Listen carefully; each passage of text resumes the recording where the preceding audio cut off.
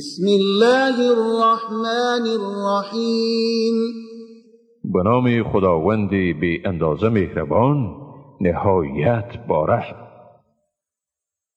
یا ایها الناس اتقوا ربكم الذي خلقكم من نفس واحدة وخلق منها زوجها وبث منهما رجالا كثيرا ونساء واتقوا الله الذي تساءلون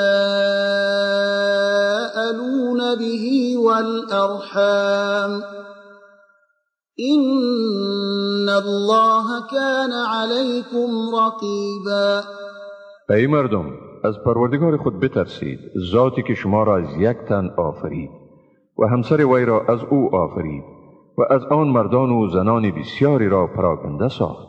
و از خدای بترسید که به نام او از یکدیگر تقاضا می کنید و از قطع رشته ذوی الارحام پرهیز کنید، حقا که خداوند بر شما مراقب است.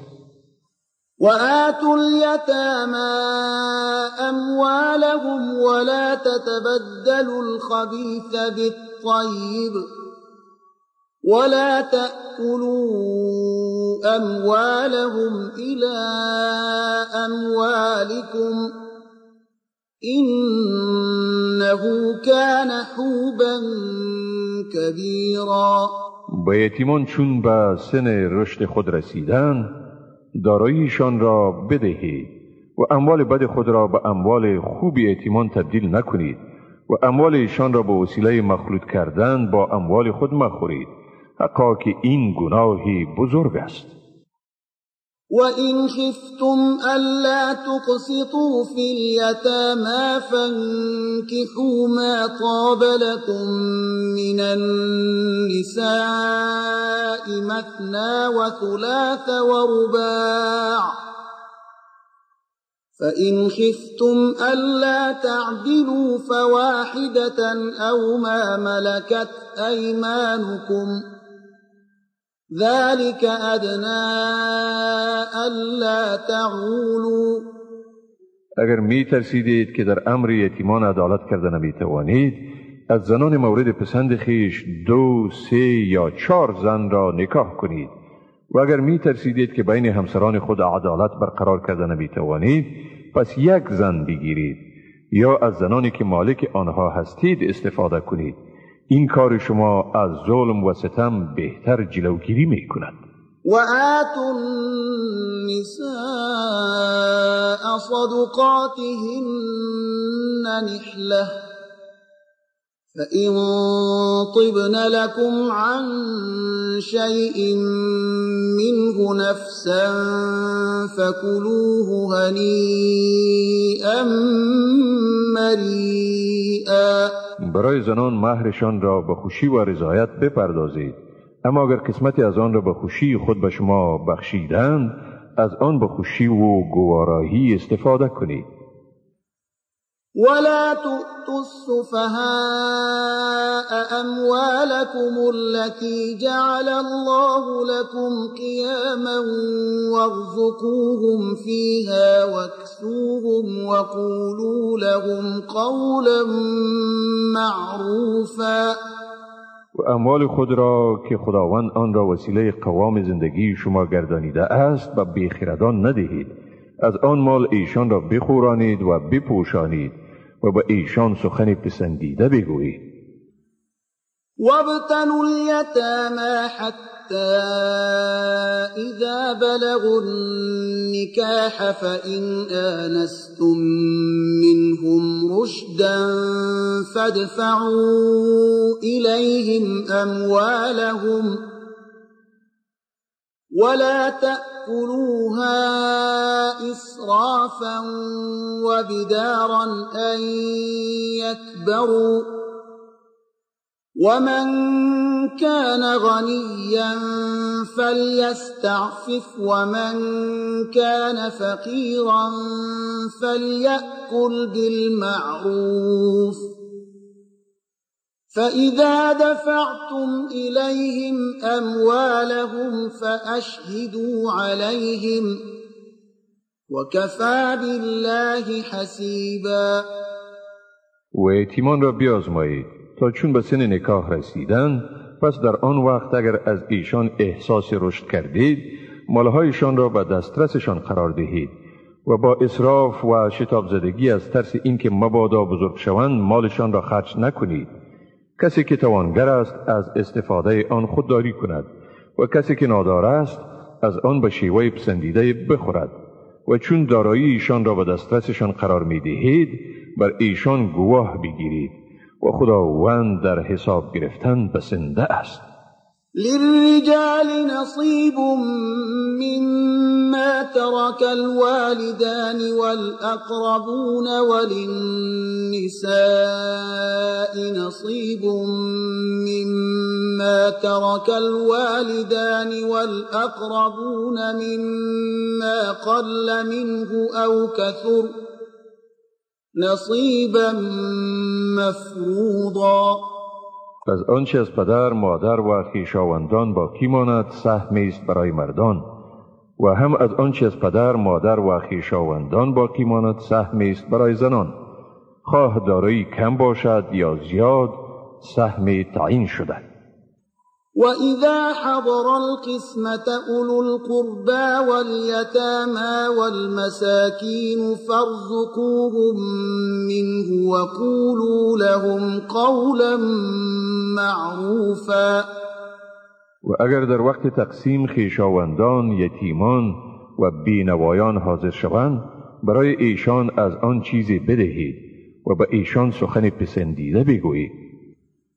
وَلْيَخْشَ الَّذِينَ لَوْ تَرَكُوا مِنْ خَلْفِهِمْ ذُرِّيَّةً ضِعَافًا خَافُوا عَلَيْهِمْ فَلْيَتَّقُوا اللَّهَ وَلْيَقُولُوا قَوْلًا سَدِيدًا.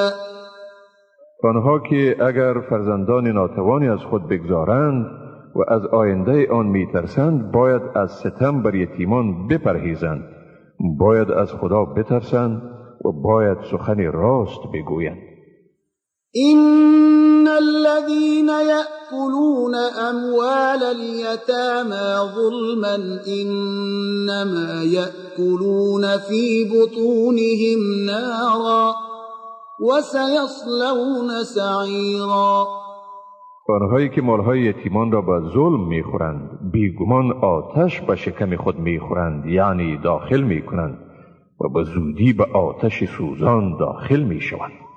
يوصيكم الله في أولادكم للذكر مثل حظ الأنثيين فإن كن نساء فوق 2 فلهن ثلثا ما ترك وإن كانت واحدة فلها النصف ولأبويه لكل واحد منهما السدس مما ترك إن كان له ولد فإن لم يكن له ولد وورثه أبواه فلأمه الثلث فإن كان له إخوة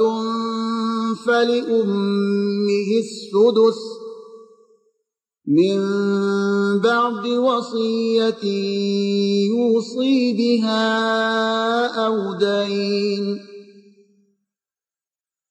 آباؤكم وأبناؤكم لا تدرون أيهم أقرب لكم نفعا فريضة من الله إن الله كان عليما حكيما.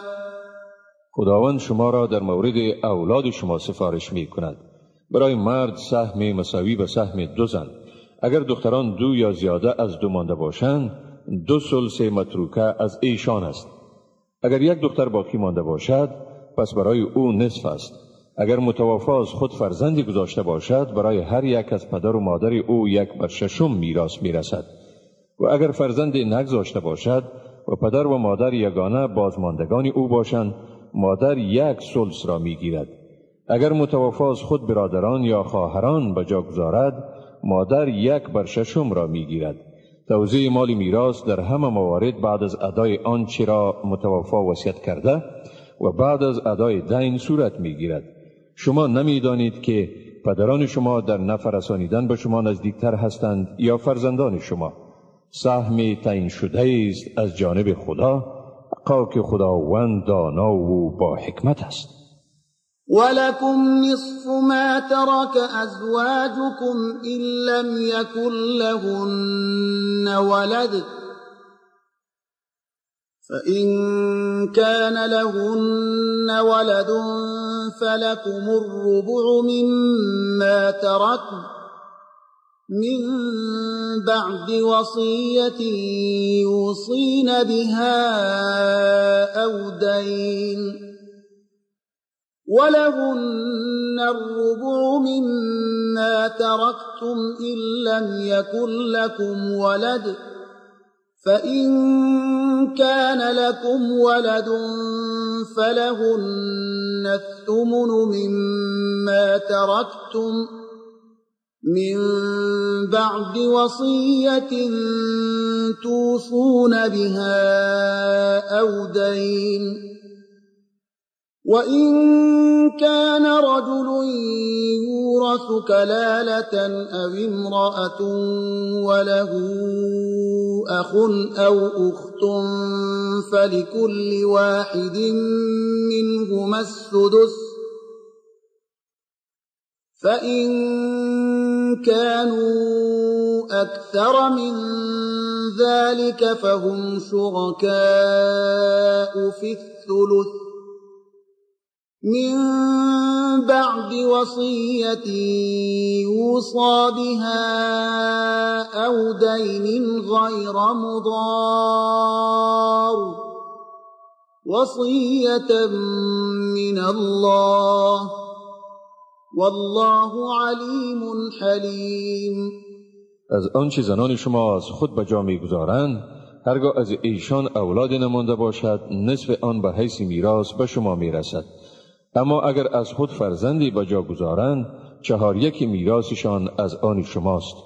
البته بعد از ادای آنچه متوفی وصیت کرده یا از او دین مانده است از آنچه شما از خود به جا می‌گذارید. اگر از شما فرزندی نمانده باشد، قسمت زنان 1/4 است. اما اگر فرزندی از خود به جا گذارید، بعد از ادای آنچه وصیت کرده اید و ادای دین برای زنان شما 8/1 است. اگر مرد یا زنی که میراث او مطرح است کلاله باشد، یعنی نی از وی مادر و پدری مانده باشد و نی هم اولادی، ولی از خود برادری یا خواهری باقی گذاشته باشد، هر یک از این دو 6/1 میراث را میگیرند. اما اگر برادر و خواهر باقی گذاشته شده بیش از 2 نفر باشند، ایشان در 3/1 میراث شریکند. البته بعد از ادای آنچه متوفی وصیت کرده و بعد از ادای دین، به شرط آنکه از طریق وصیت به کسی زیانی نرسد. این حکم است از جانب خدا و خداوند دانا و صاحب حلم است. تلك حدود الله ومن يطع الله ورسوله يدخله جنات تجري من تحتها الأنهار خالدين فيها وذلك الفوز العظيم. اینها حدود خداوند است. هر که خدا و پیامبر او را اطاعت کند، او را به بهشت‌های داخل می‌گرداند که در زیر درختان آن جویبارها جریان دارد.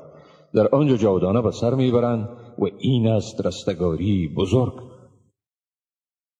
ومن يعص الله ورسوله ويتعد حدوده يدخله نارا خالدا فيها وله عذاب مهين. و کسی که خداوند و پیامبر او را نافرمانی کند و از حدود خدا تخطی ورزد، او را به آتش داخل می‌گرداند که در آن همیشه به سر برد و برای او عذابی رسوا کننده است. واللاتی یأتین الفاحشة من نسائکم فاستشهدوا علیهن 4 منکم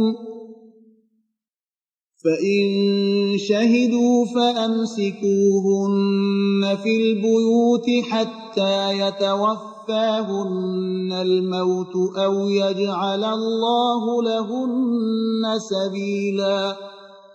کسانی از زنان شما که به اعمال فحشا مبادرت می‌ورزند 4 مرد را از میان خود بر ایشان شاهد گیرید و چون شهود گواهی دادند آن زنانی را که علیهشان گواهی داده شده است تا هنگامی به خانه ها محبوس کنید که مرگ ایشان را دریابد یا اینکه خداوند برای ایشان راه دیگر مقرر نماید. واللذان یأتیانها منکم فآذوهما فإن تابا وأصلحا فأعرضوا عنهما إن الله كان توابا رحیما. آن 2 کسی که در میان شما به اعمال فحشا مبادرت ورزند هر دویشان را مجازات کنید. اگر ایشان توبه کنند و اصلاح شوند پس از ادامه مجازاتشان خودداری کنید. خداوند بیگمان توبه پذیر و مهربان است. إنما التوبة على الله للذين يعملون السوء بجهالة ثم يتوبون من قريب فأولئك يتوب الله عليهم وكان الله عليما حكيما. حقا که پذیرش توبه بر خداوند برای کسانی است که به نادانی کارهای بد می کنند باز به زودی توبه می نمایند. پس توبه اینها را خداوند می پذیرد و خداوند دانا و با حکمت است. وليست التوبة للذين يعملون السيئات حتى إذا حضر أحدهم الموت قال إني تبت الآن ولا الذين يموتون وهم كفار أولئك أعتدنا لهم عذابا أليما. توبه کسانی پذیرفته نمی شود که چون مرگ یکی از ایشان را دریافت در آن وقت بگوید حالا من واقعا توبه کردم. و نی توبه کسانی پذیرفته می شود که در حال کفر و زندگی را پیدرود گویند. برای چنین مردم مجازات بس دردناک را آماده ساخته. يا أيها الذين آمنوا لا يحل لكم أن ترثوا النساء كرها ولا تعضلوهن لتذهبوا ببعض ما آتيتموهن إلا أن يأتين بفاحشة مبينة وعاشروهن بالمعروف فإن كرهتموهن فعسى أن تكرهوا شيئا ويجعل الله فيه خيرا كثيرا. ای مؤمنان، برای شما حلال نیست که زنان را برخلاف میلشان به حیث میراث بگیرید و نه هم ایشان را تحت فشار قرار دهید تا بدین وسیله قسمتی از مهری را که به ایشان داده اید باز ستانید، مگر در حالتی می توانید آنها را زیر فشار بگیرید که به صورت آشکارا مرتکب عمل فحشا شده باشند و با زنان خویش بر روش پسندیده رفتار کنید. اگر از ایشان بد می برید پس ای بسا که از چیز بد برید و خداوند در آن خیر بسیاری بگرداند. وَإِنْ أَرَدْتُمُ اسْتِبْدَالَ زَوْجٍ مَّكَانَ زَوْجٍ وَآتَيْتُمْ إِحْدَاهُنَّ قِنطَارًا فَلَا تَأْخُذُوا مِنْهُ شَيْئًا أتأخذونه بهتانا وإثما مبینا. اگر بر آن شدید که به عوض همسر خود همسر دیگر بگیرید، گرچه به همسر خود که مقصد طلاق او را دارید مال فراوان هم داده باشید، هیچ چیزی را از وی باز نستانید. آیا مال را به وسیله تهمت و به گناه آشکارا میگیرید؟ وكيف تأخذونه وقد أفضى بعضكم إلى بعض وأخذن منكم ميثاقا غليظا. و چطور آن مال را میگیرید در حالی که از یکدیگر کام گرفته اید و از شما به وسیله عقد نکاح عهد محکم گرفته اند؟ ولا تنكحوا ما نكح آباؤكم من النساء إلا ما قد سلف إنه كان فاحشة ومقتا وساء سبيلا. و زنان را به نکاح مگیرید که پدران شما نکاح کرده بودند جز آنچه گذشت. این عمل زشت و خشم انگیز است و چی بد روشی.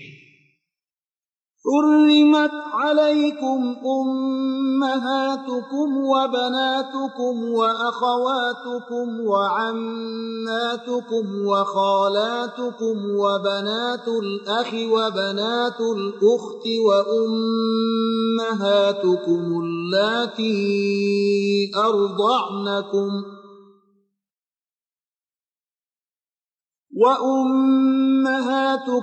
اللاتي أرضعنكم وأخواتكم من الرضاعة وأمهات نسائكم وربائبكم اللاتي في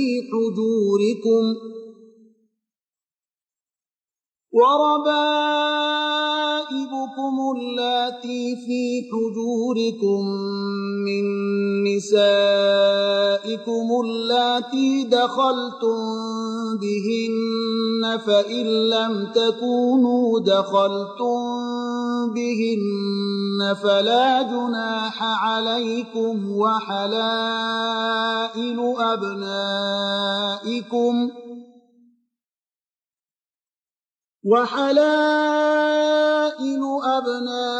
أبنائكم الذين من أصلابكم وأن تجمعوا بين الأختين إلا ما قد سلف إن الله كان غفورا رحيما. برای شما نکاح مادران شما، دختران شما، خواهران شما، عمه‌های شما، خاله‌های شما، برادرزاده‌های شما، خواهرزاده‌های شما، مادران رضاعی شما، خواهران رضاعی شما، خشوهای شما، دختر اندرهای شما که در آغوش شما پرورش یافته‌اند و از آن همسران شما پیدا شده‌اند که شما از آن همسران کام گرفته اید حرام است. اما اگر شما از همسران خویش کام نگرفته باشید، به نکاح گرفتن دخترانشان بر شما گناهی نیست. نکاح زنان آن پسران شما که از پشت شما باشند و به نکاح گرفتن دو خواهر در عین وقت نیز حرام است مگر آنچه در گذشته مرتکب شده باشید. بیشک خداوند آمرزگار و مهربان است. والمحصنات من النساء إلا ما ملكت أيمانكم كتاب الله عليكم وأحل لكم ما وراء ذلكم أن تبتغوا بأموالكم محصنين غير مسافحين فما استمتعتم به منهن فآتوهن أجورهن فريضة ولا جناح عليكم فيما تراضيتم به من بعد الفريضة إن الله كان عليما حكيما. همچنان بر شما نکاح زنان شوهردار حرام شده است مگر آن زنانی که به حیث اسیر جنگی مالک ایشان شده اید. اینها حکم خداست بر شما. جز اینها نکاح دیگر زنها همه برای شما حلال است، در صورتی که مهرشان را بپردازید، آنها را به نکاح درآورید و از زنا خودداری ورزید و چون از زنان کام گرفتید پس مهرشان را به حیث یک فریضه بپردازید. بعد از تعیین مهر بر شما گناهی نیست در آنچه با رضایت کامل درباره تغییر بعد از تعیین مهر به آن توافق کردید. حقا که خداوند دانا و صاحب حکمت است. ومن لم يستطع منكم طولا أن ينكح المحصنات المؤمنات فمما ملكت أيمانكم من فتياتكم المؤمنات والله أعلم بإيمانكم بعضكم من بعض فانكحوهن بإذن أهلهن وآتوهن أجورهن بالمعروف محصنات غير مسافحات ولا متخذات أخدان. فإذا أحصن فإن أتين بفاحشة فعليهن نصف ما على المحصنات من العذاب ذلك لمن خشي العنة منكم وأن تصبروا خير لكم والله غفور رحیم. اگر کسی شما توان آن را ندارد که زنان آزاد پاکدامن مسلمان را نکاح کند، می توانید از دختران پاکدامن کنیز به نکاح بگیرید و خداوند به ایمان شما داناتر است. شما از یکدیگر هستید، چی برده باشید و چی آزاد، همه بنی آدم هستید. کنیزان را به اجازه مالکانشان نکاح کنید و مهر آنها را به وجه مناسب بپردازید، در حالی که با عفت باشند و به فحشا متوسل نشوند و نه هم دوستان نهانی داشته باشند و چون در قید نکاح در آورده شدند اگر به فحشا پرداختند مجازاتشان نیمه مجازات زنان آزاد است. این اجازه نکاح کنیز برای کسی از شماست که از فجور بترسد و اگر صبر کنید این برای شما بهتر است و خداوند آمرزگار و مهربان است. يريد الله ليبين لكم ويهديكم سنن الذين من قبلكم ويتوب عليكم والله عليم حكيم. خداوند می‌خواهد که برای شما روش‌های کسانی را که پیش از شما بودند روشن کند و نشان بدهد و شما را ببخشاید. خداوند دانا و صاحب حکمت است. والله يريد أن يتوب عليكم ويريد الذين يتبعون الشهوات أن تميلوا ميلا عظيما. خداوند می‌خواهد که توبه شما را بپذیرد، ولی کسانی که از شهوات پیروی می‌کنند می‌خواهند که شما بسیار منحرف شوید. يريد الله أن يخفف عنكم وخلق الإنسان ضعيفا. خداوند می‌خواهد بار شما را سبک گرداند و انسان ضعیف آفریده شده است. يا أيها الذين آمنوا لا تأكلوا أموالكم بينكم بالباطل إلا أن تكون تجارة عن تراض منكم ولا تقتلوا أنفسكم إن الله كان بكم رحيما.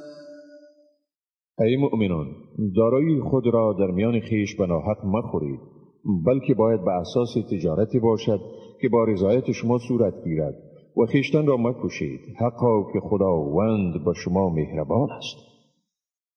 ومن يفعل ذلك عدوانا وظلما فسوف نصليه نارا وكان ذلك على الله يسيرا.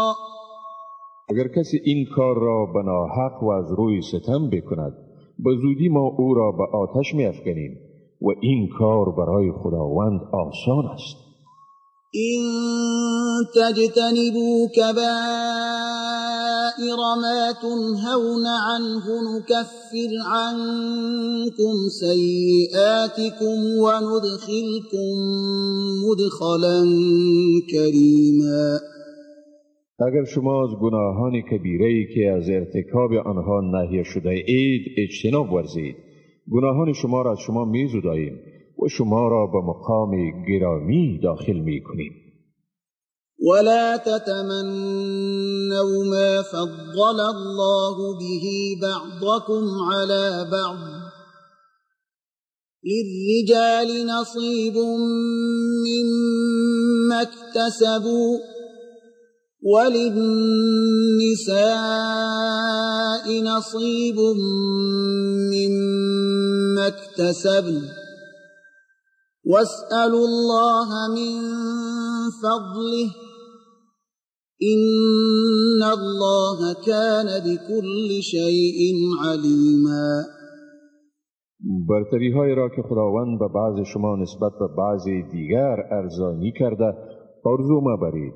مردان از چیزی که کسب کرده اند بهره‌ور می شوند و زنان از چیزی که کسب کرده اند بهره‌ور می شوند و از خداوند از فضل و احسان او بخواهید، حقا که خداوند به همه چیز داناست. ولكل جعلنا موالي مما ترك الوالدان والأقربون والذين عقدت أيمانكم فآتوهم نصيبهم إن الله كان على كل شيء شهيدا. برای هر کس از آنچه مادران، پدران و اقاربشان از دارایی خود گذاشته اند وارثان قرار داده ایم و نیز به کسانی که با ایشان عهد بسته اید، پس حصه هر کدامشان را بدهید، حقا که خداوند بر هر چیز گواه است. الرجال قوامون على النساء بما فضل الله بعضهم على بعض وبما أنفقوا من أموالهم فالصالحات قانتات حافظات للغيب بما حفظ الله واللاتي تخافون نشوزهن فعظوهن واهجروهن في المضاجع واضربوهن فإن أطعنكم فلا تبغوا عليهن سبيلا إن الله كان عليا كبيرا. مردان سرپرست زنانند، یعنی بر زنان تسلط دارند، از سبب اینکه خداوند بعضی را بر بعضی برتری داده است و نیز به این سبب که از مالهای خود خرج می کنند. پس زنان نیکوکار فرمان بردارند و در غیاب شوهر خود مال و آبروی او را به نگهبانی خدا پاسداری می کنند و زنانی که از بدخوییشان می ترسید پس آنها را نخست نصیحت کنید و باز ایشان را از بستر خویش جدا کنید و باز ایشان را به آهستگی بزنید و بالاخره ایشان اگر شما را فرمان بردند پس راهی را برای الزام بر ایشان مجویید، حقا که خداوند بلند مرتبه و بزرگ است. وإن خفتم شقاق بينهما فابعثوا حكما من أهله وحكما من أهلها إن يريدا إصلاحا يوفق الله بينهما إن الله كان عليما خبيرا. اگر از اختلاف بینشان ترسیدید پس حکمی از وابستگان مرد و حکمی از وابستگان زن بفرستید. اگر اراده اصلاح داشته باشند خداوند بینشان موافقت می آرد. حقا که خداوند دانا و آگاه است. واعبدوا الله ولا تشركوا به شيئا وبالوالدين إحسانا وبذي القربى واليتامى والمساكين والجار ذي القربى والجار الجنب والصاحب بالجنب وابن السبيل وما ملكت أيمانكم إن الله لا يحب من كان مختالا فخورا. و خدا را پرستش کنید و با او چیزی را شریک میاورید و با پدر و مادر خویش نیکویی ورزید و نیز با خویشاوندان، یتیمان، نیازمندان، همسایگان خویشاوند، همسایگان بیگانه، همنشین نزدیک و مانده در راه و به برده‌هایی که مالکشان هستید. حقا که خداوند متکبر خودستا را دوست ندارد. الذين يبخلون ويأمرون الناس بالبخل ويكتمون ما آتاهم الله من فضله وأعتدنا للكافرين عذابا مهینا. آنهایی که بخل می‌ورزند و مردم را به بخل فرا می‌خوانند و آنچه را خداوند از فضل خویش به آنها اعطا کرده است پنهان می‌کنند، بیگمان ما برای کافران عذاب اهانت آمیز مهیا ساخته‌ایم. والذين ينفقون أموالهم رئاء الناس ولا يؤمنون بالله ولا باليوم الآخر ومن يكن الشيطان له قرينا فساء قرينا. و آنهایی که داراییشان را ریاکارانه مصرف می‌کنند تا آن را به مردم نشان دهند و نی به خداوند و نی هم به روز آخرت ایمان دارند. کسی که شیطان یاور او باشد چی بد یاوری است شیطان. وماذا عليهم لو آمنوا بالله واليوم الآخر وأنفقوا مما رزقهم الله وكان الله بهم علیما. و آیا چی زیانی بر آنها وارد می شد اگر به خدا و روز آخرت ایمان می آوردند و از آنچه خداوند به ایشان روزی نموده خرج می کردند و خداوند به حال ایشان داناست. این الله لا یظلم مثقال ذره وَإِن تَكُ حَسَنَةً يُضَاعِفْهَا وَيُؤْتِ مِن لَّدُنْهُ أَجْرًا عَظِيمًا. حقا که خداوند به قدر ذره هم ظلم نمی کند. اگر عمل نیک باشد آن را دوچندان می گرداند و از نزد خود مزد بزرگ می دهد. فكيف إذا جئنا من كل أمة بشهيد وجئنا بك على هؤلاء شهيدا. چگونه خواهد بود آنگاه که ما از هر قوم گواهی بیاوریم و تو را گواه بر اینها بیاوریم. يومئذ يود الذين كفروا وعصوا الرسول لو تسوى بهم الأرض ولا يكتمون الله حديثا. در آن روز آنانی که کافرند و پیامبر را نافرمانی کردند آرزو می کنند ای کاش زمین با ایشان یکسان می شد. و ایشان هرگز سخنی را از خداوند پوشانیدن نمیتوانند. يا أيها الذين آمنوا لا تقربوا الصلاة وأنتم سكارى حتى تعلموا ما تقولون ولا جنبا إلا عابري سبيل حتى تغتسلوا وإن كنتم مرضى أو على سفر أو جاء أحد منكم من الغائط أو لامستم النساء فلم تجدوا ماء فتيمموا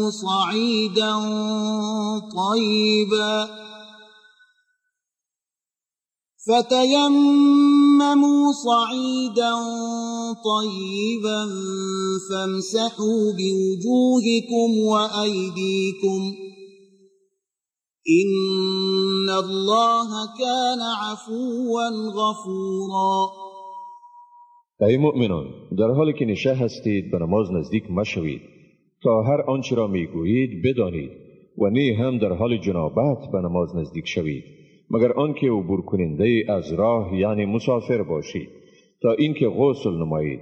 اگر مریض یا به سفر بودید یا یکی از شما از قضای حاجت آمد یا با زنان مباشرت ورزیدید و آب نیافتید پس به خاک پاک تیمم کنید به این ترتیب که با آن روحها و دستهای خود را مسح کنید.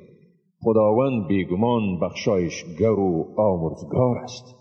ألم تر إلى الذين أوتوا نصيبا من الكتاب يشترون الضلالة ويريدون أن تضلوا السبيل. آیا به سوی کسانی ندیدی که برایشان بهره از کتاب داده شده بود؟ ایشان گمراهی را میخرند و میخواهند شما نیز گمراه شوید. والله أعلم بأعدائكم وكفى بالله وليا وكفى بالله نصيرا. خداوند به حال دشمنان شما داناتر است. خداوند به حیث کارساز بسنده است و خداوند به حیث مددگار بسنده است. من الذين هادوا يحرفون الكلم عن مواضعه ويقولون سمعنا وعصينا واسمع غير مسمع وراعنا ليا بألسنتهم وطعنا في الدين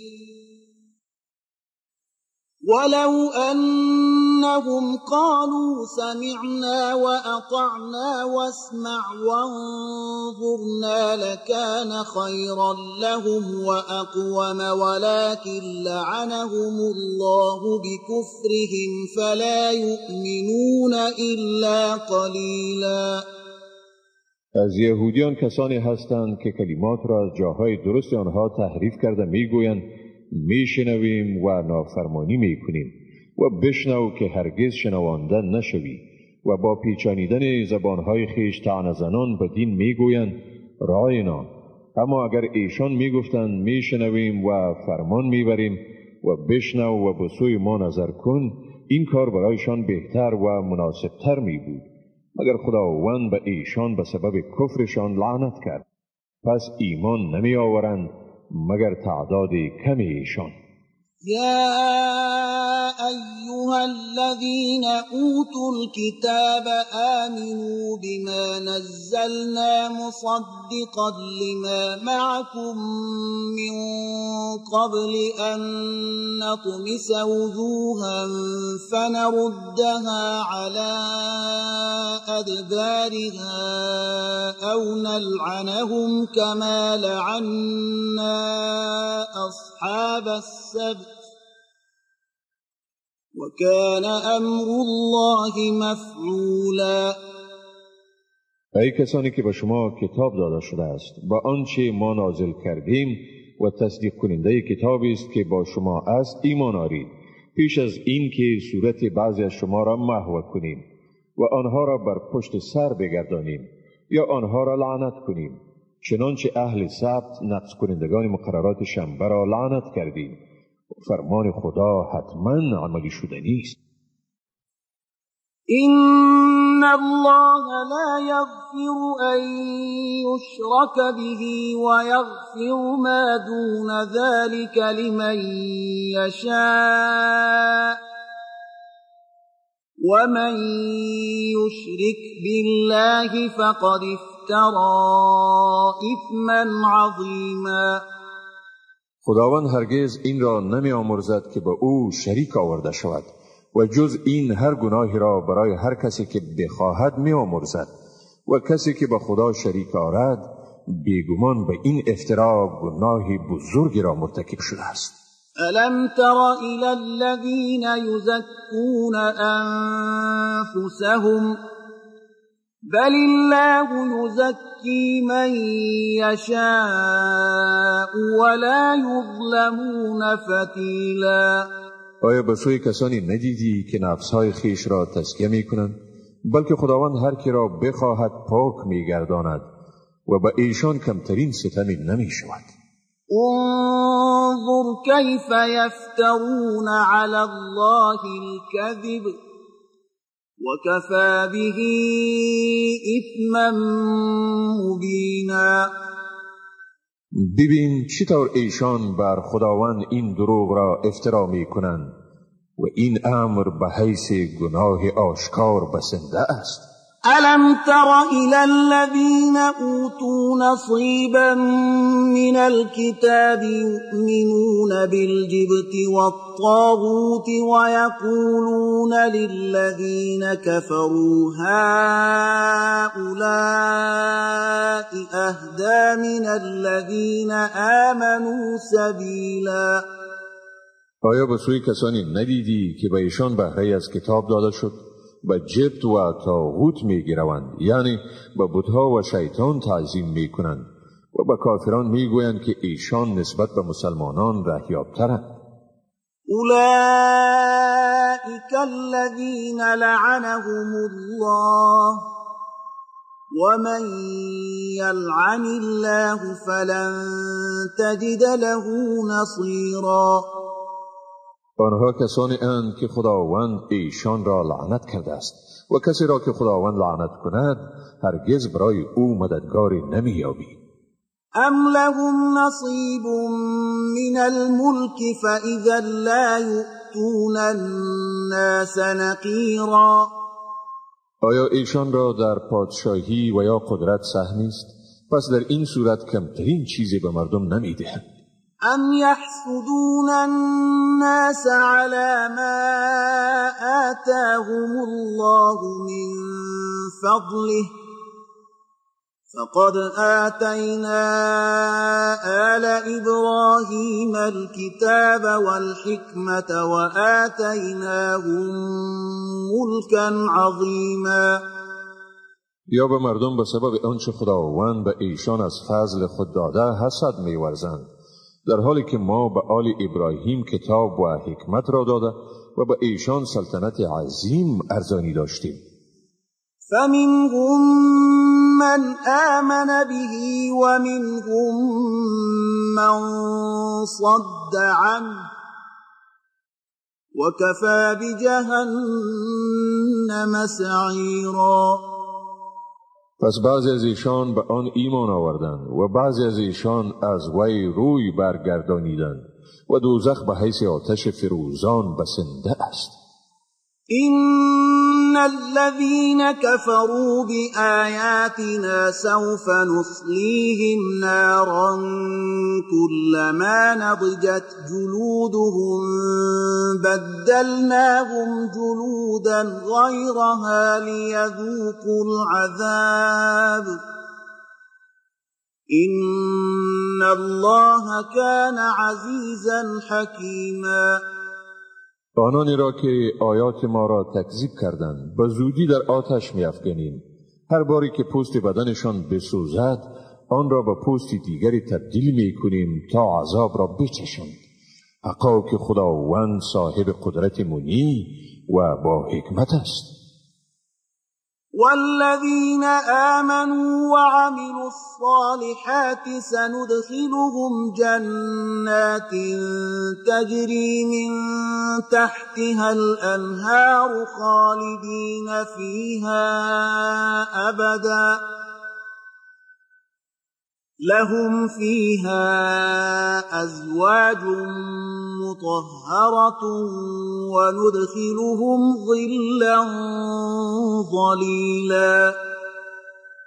کسانی که ایمان آورده اند و کارهای شایسته انجام دادند ما به زودی ایشان را در بهشت‌هایی را می‌دهیم که در زیر درختان آن جویبارها جاری است، در آن جاودانه به سر میبرند و در آنجا برای ایشان همسران پاکیزه می باشد.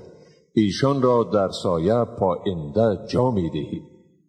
إن الله يأمركم أن تؤدوا الأمانات إلى أهلها وإذا حكمتم بين الناس أن تحكموا بالعدل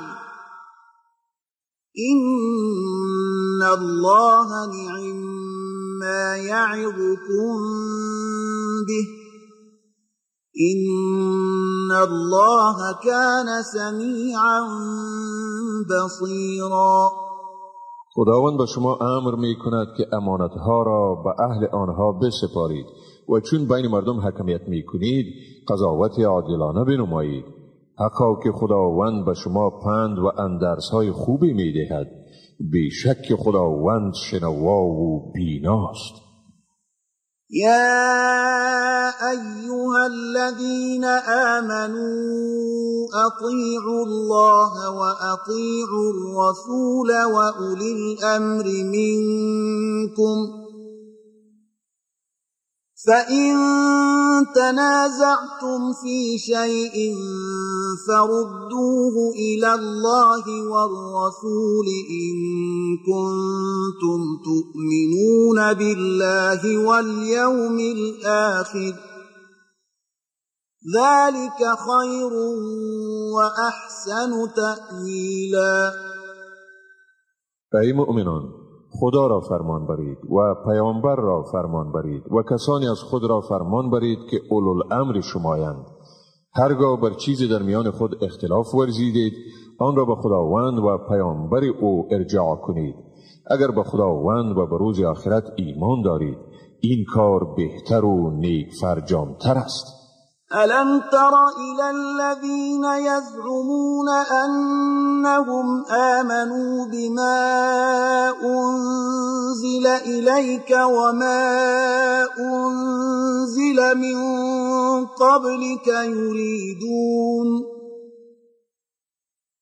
يريدون أن يتحاكموا إلى الطاغوت وقد أمروا أن يكفروا به ويريد الشيطان أن يضلهم ضلالا بعيدا. آیا به سوی کسانی ندیدی که گمان میکنند به آنچه به تو و به کسان پیش از تو نازل شده ایمان دارند، در حالی که میخواهند حکمیت را به شیطان محول کنند؟ با اینکه به ایشان حکم شده تا از پیروی شیطان خودداری ورزند. شیطان میخواهد که ایشان را در نهایت گمراهی قرار دهد. وَإِذَا قِيلَ لَهُمْ تَعَالَوْا إِلَى مَا أَنزَلَ اللَّهُ وَإِلَى الرَّسُولِ رَأَيْتَ الْمُنَافِقِينَ يَصُدُّونَ عَنكَ صُدُودًا. و چون به ایشان گفته شود به سوی آنچه خداوند نازل گردانیده و به سوی پیامبر بیایید، منافقان را میبینی که روی خود را از تو با کینه‌توزی میگردانند. فكيف إذا أصابتهم مصيبة بما قدمت أيديهم ثم جاءوك يحلفون بالله إن أردنا إلا إحسانا وتوفيقا. پس چی طور است وقتی که به مصیبتی برسند که از پیش به دست خود انجام داده اند، سپس پیش تو بیایند و با خداوند سوگند یاد کنند که مقصد ما جز نیکی و موافقت چیزی دیگر نبوده است. أولئك الذين يعلم الله ما في قلوبهم فأعرض عنهم وعظهم وقل لهم في أنفسهم قولا بلیغا. ایشان کسانی اند که خداوند آنچه را در دلهایشان است می‌داند، لذا از ایشان اعراض کن، آنها را پند بدی و به ایشان در حق خودشان سخن مؤثری بگوی. وما أرسلنا من رسول إلا ليطاع بإذن الله ولو أنهم إذ ظلموا أنفسهم جاءوك فاستغفروا الله واستغفر لهم الرسول لوجدوا الله توابا رحيما. ما هیچ پیامبری را نفرستادیم مگر برای این که مطابق به فرمان خدا از او اطاعت شود.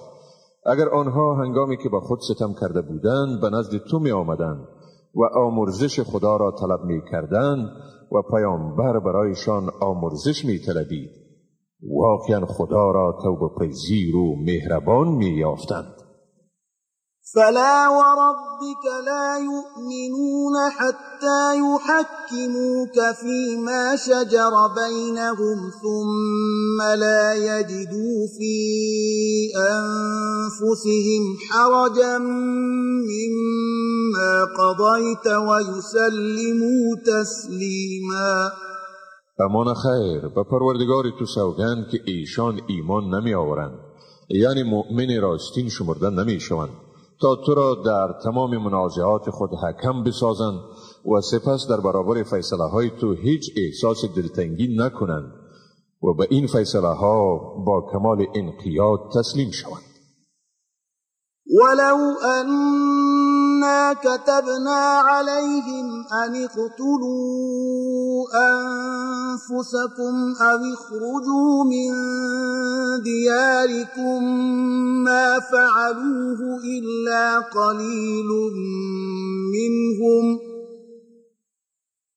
ولو أنهم فعلوا ما يوعظون به لكان خيرا لهم وأشد تثبيتا.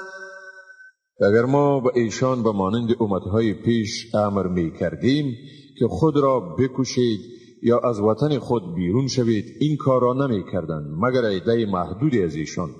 اما اگر ایشان آنچه را برایشان پند داده می شود واقعا انجام دهند، حتی که این برایشان بهتر است و باعث تقویت ایمانشان می گردد.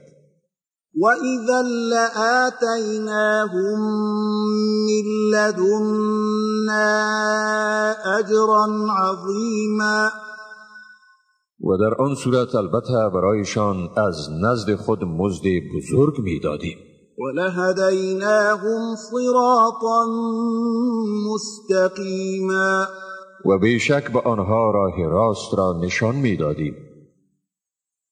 وَمَنْ يُطِعِ اللَّهَ وَالرَّسُولَ فَأُولَئِكَ مَعَ الَّذِينَ أَنْعَمَ اللَّهُ عَلَيْهِمْ مِنَ النَّبِيِّينَ وَالصِّدِّيقِينَ وَالشُّهَدَاءِ وَالصَّالِحِينَ وَحَسُنَ أُولَئِكَ رَفِيقًا. و کسی که خداوند و پیامبر او را فرمان برد، پس او در زمره کسانی است که خداوند بر ایشان نعمت‌های ارزانی کرده است، از پیامبران، صدیقان، شهیدان و راستکاران، چی دوستانی نیکوی.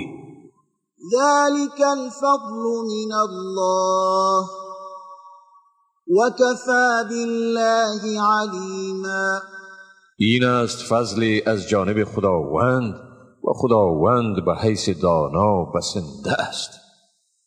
يا أيها الذين آمنوا خذوا حذركم فانفروا ثبات أو انفروا جميعا. ای مؤمنان، آمادگی خود را در برابر دشمن بگیرید و با در نظر داشت شرایط به جهاد گروه گروه بیرون شوید یا همه یک جاه بیرون شوید. وَإِنَّ مِنكُمْ لَمَن لَّيُبَطِّئَنَّ فَإِنْ أَصَابَتْكُم مُّصِيبَةٌ قَالَ قَدْ أَنْعَمَ اللَّهُ عَلَيَّ إِذْ لَمْ أَكُن مَّعَهُمْ شَهِيدًا. یقینا در بین شما کسی هست که درنگ می‌ورزد، یعنی به اشتراک در جهاد بیمیلی نشان می‌دهد. اگر مصیبتی به شما عاید شود میگوید خداوند بر من منت نهاد که در میان ایشان حاضر نبودم. وَلَئِنْ أَصَابَكُمْ فَضْلٌ مِّنَ اللَّهِ لَيَقُولَنَّ كَأَن لَّمْ تَكُن بَيْنَكُمْ وَبَيْنَهُ مَوَدَّةٌ يَا لَيْتَنِي كُنتُ مَعَهُمْ فَأَفُوزَ فَوْزًا عَظِيمًا. اما اگر به شما فضلی از جانب خداوند عاید شود با یقین میگویند ای کاش من با ایشان می بودم تا از این پیروزی بزرگ بهره‌ور میگشتم. تو گویی میان شما و ایشان هرگز پیوندی از محبت وجود نداشته است. فَلْيُقَاتِلْ فِي سَبِيلِ اللَّهِ الَّذِينَ يَشْرُونَ الْحَيَاةَ الدُّنْيَا بِالْآخِرَةِ وَمَن يُقَاتِلْ فِي سَبِيلِ اللَّهِ فَيُقْتَلْ أَوْ يَغْلِبْ فَسَوْفَ نُؤْتِيهِ أَجْرًا عَظِيمًا. پس در راه خدا باید کسانی بجنگند که زندگی این دنیا را در برابر آخرت می فروشند. کسی که در راه خدا می جنگد خواه کشته می شود یا پیروز می گردد، به زودی ما به او مزد بزرگ می دهیم. وَمَا لَكُمْ لَا تُقَاتِلُونَ فِي سَبِيلِ اللَّهِ وَالْمُسْتَضْعَفِينَ مِنَ الرِّجَالِ وَالنِّسَاءِ وَالْوِلْدَانِ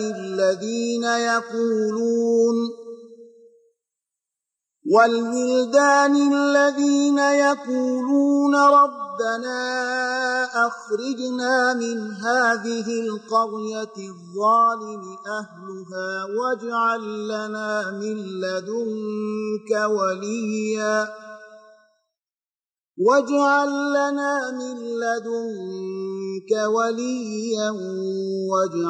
لَّنَا مِن لَّدُنكَ نَصِيرًا. و چرا در راه خدا نجنگید و برای نجات بیچارگانی از مردان، زنان و کودکان که میگویند پروردگار ما را از این دیاری که مردم آن ستمگارند بیرون آر و برای ما از جانب خود سرپرستی را مقرر گردان و برای ما از جانب خود مددگاری را تعیین گردان. الذين آمنوا يقاتلون في سبيل الله والذين كفروا يقاتلون في سبيل الطاغوت فقاتلوا أولياء الشيطان إن كيد الشيطان كان ضعيفا. مؤمنان در راه خدا می جنگند و کافران در راه شیطان می جنگند. پس شما با دوستان شیطان بجنگید. واقعا حیله و نیرنگ شیطان ضعیف است. ألم تر إلى الذين قيل لهم كفوا أيديكم وأقيموا الصلاة وآتوا الزكاة فلما كتب عليهم القتال إذا فريق منهم يخشون الناس كخشية الله أو أشد خشية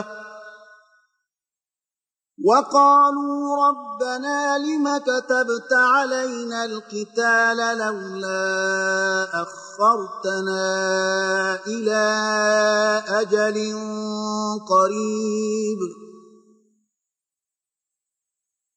قل متاع الدنيا قلیل والآخرة خیر لمن اتقى ولا تظلمون فتیلا. آیا به سوی کسانی ندیدی که برایشان گفته شد دستهای خود را از جنگ باز دارید و نماز را به تمام و کمال برپا دارید و زکات را بپردازید؟ پس چون بر ایشان حکم جنگ صادر شد، ناگاه گروهی از ایشان از مردم به اندازه ترسیدند که میبایست از خدا بترسند یا ترسی بیشتری. آنها گفتند پروردگار ما، چرا بر ما جنگ را فرض گردانیدی؟ ای کاش ما را تا مدت کوتاهی مهلت میدادی. بگو متاع این دنیا اندک است و آخرت برای پرهیزگاران بهتر است و در حق ایشان کوچکترین ستمی نمی شود. اینما تکونوا یدرککم الموت ولو کنتم فی بروج مشیده وَإِن تُصِبْهُمْ حَسَنَةٌ يَقُولُوا هَذِهِ مِنْ عِندِ اللَّهِ وَإِن تُصِبْهُمْ سَيِّئَةٌ يَقُولُوا هَذِهِ مِنْ عِندِكَ قُلْ كُلٌّ مِّنْ عِندِ اللَّهِ فَمَا لِهَٰؤُلَاءِ الْقَوْمِ لَا يَكَادُونَ يَفْقَهُونَ حَدِيثًا. در هر جایی که باشید مرگ شما را در می‌یابد، اگرچه در برج‌های مستحکمی باشید. اگر به ایشان خوبی برسد میگویند این از جانب خداوند است، اما اگر به ایشان بدی عاید شود خطاب به پیامبر میگویند این از جانب توست. بگو همه چیزها از جانب خداست. پس این مردم را چی شده است که از فهم سخن بدورند؟ ما اصابك من حسنة فمن الله وما أصابك من سيئة فمن نفسك وأرسلناك للناس رسولا وكفى بالله شهيدا. ای انسان، هر آنچه به تو از خوبی رسیده از جانب خداوند است، ولی هر آنچه به تو از بدی رسیده از جانب خود توست. ما تو را به حیث پیامبر برای مردم فرستادیم و خداوند به حیث گواه بسنده است.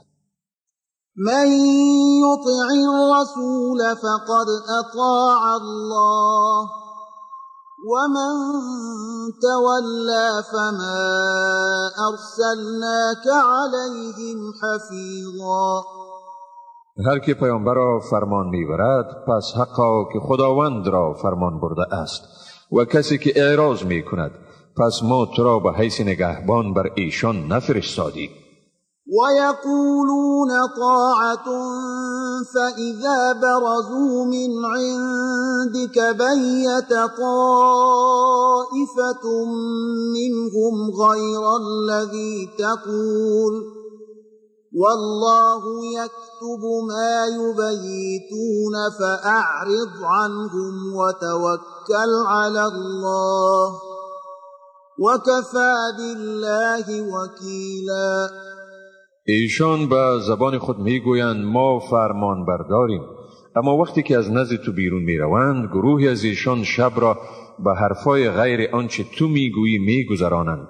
خداوند دسایس شبانه ایشان را در نامه اعمالشان می نویسد. از ایشان روی بگردان و به خداوند توکل نما و خداوند به حیث کار ساز بسنده است.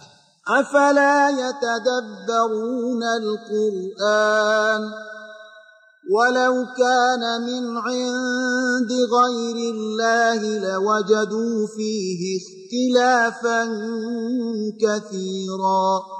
آیا در قرآن غور نمی کنند؟ اگر این کتاب از جانب غیر خداوند می بود البته در آن اختلاف زیادی می یافتند.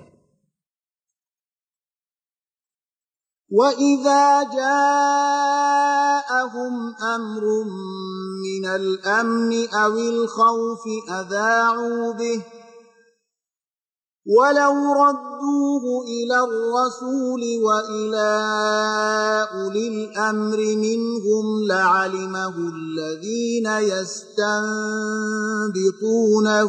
منهم ولولا فضل الله عليكم ورحمته لاتبعتم الشیطان إلا قلیلا. و هنگامی که به ایشان خبری از امن یا ترس بیاید آن را افشا می کنند. اگر آن را با پیامبر و کسانی که از میان خودشان صاحب صلاحیت می باشند ارجاع می کردند، بیگمان کسانی که در زمینه قدرت تحلیل مسائل را دارند می دانستند کدام خبر قابل افشا و کدام خبر در خور اخفاست. و اگر فضل و مرحمت خداوند بر شما نمی بود جز تعداد کمی از شما همه از شیطان پیروی می کردید. فقاتل في سبيل الله لا تكلف إلا نفسك وحرض المؤمنين عسى الله أن يكف بأس الذين كفروا والله أشد بأسا وأشد تنكيلا. پس در راه خدا پیکار کن. تو صرف در مورد خود مکلف هستی و مسلمانان را به این امر تشویق کن. شاید خداوند شدت کارزار کافران را باز دارد. خداوند هم در قدرت خود و هم در مجازات خویش شدیدتر است. من يشفع شفاعة حسنة يكن له نصيب منها ومن يشفع شفاعة سيئة يكن له كفل منها وكان الله على كل شيء مقيتا. کسی که به امر نیکویی سفارش می کند برایش بهره از ثواب آن داده می شود و کسی که به امر ناشایسته سفارش کند برایش سهمی از گناه آن داده می شود و خداوند بر هر چیز نگهبان و تواناست.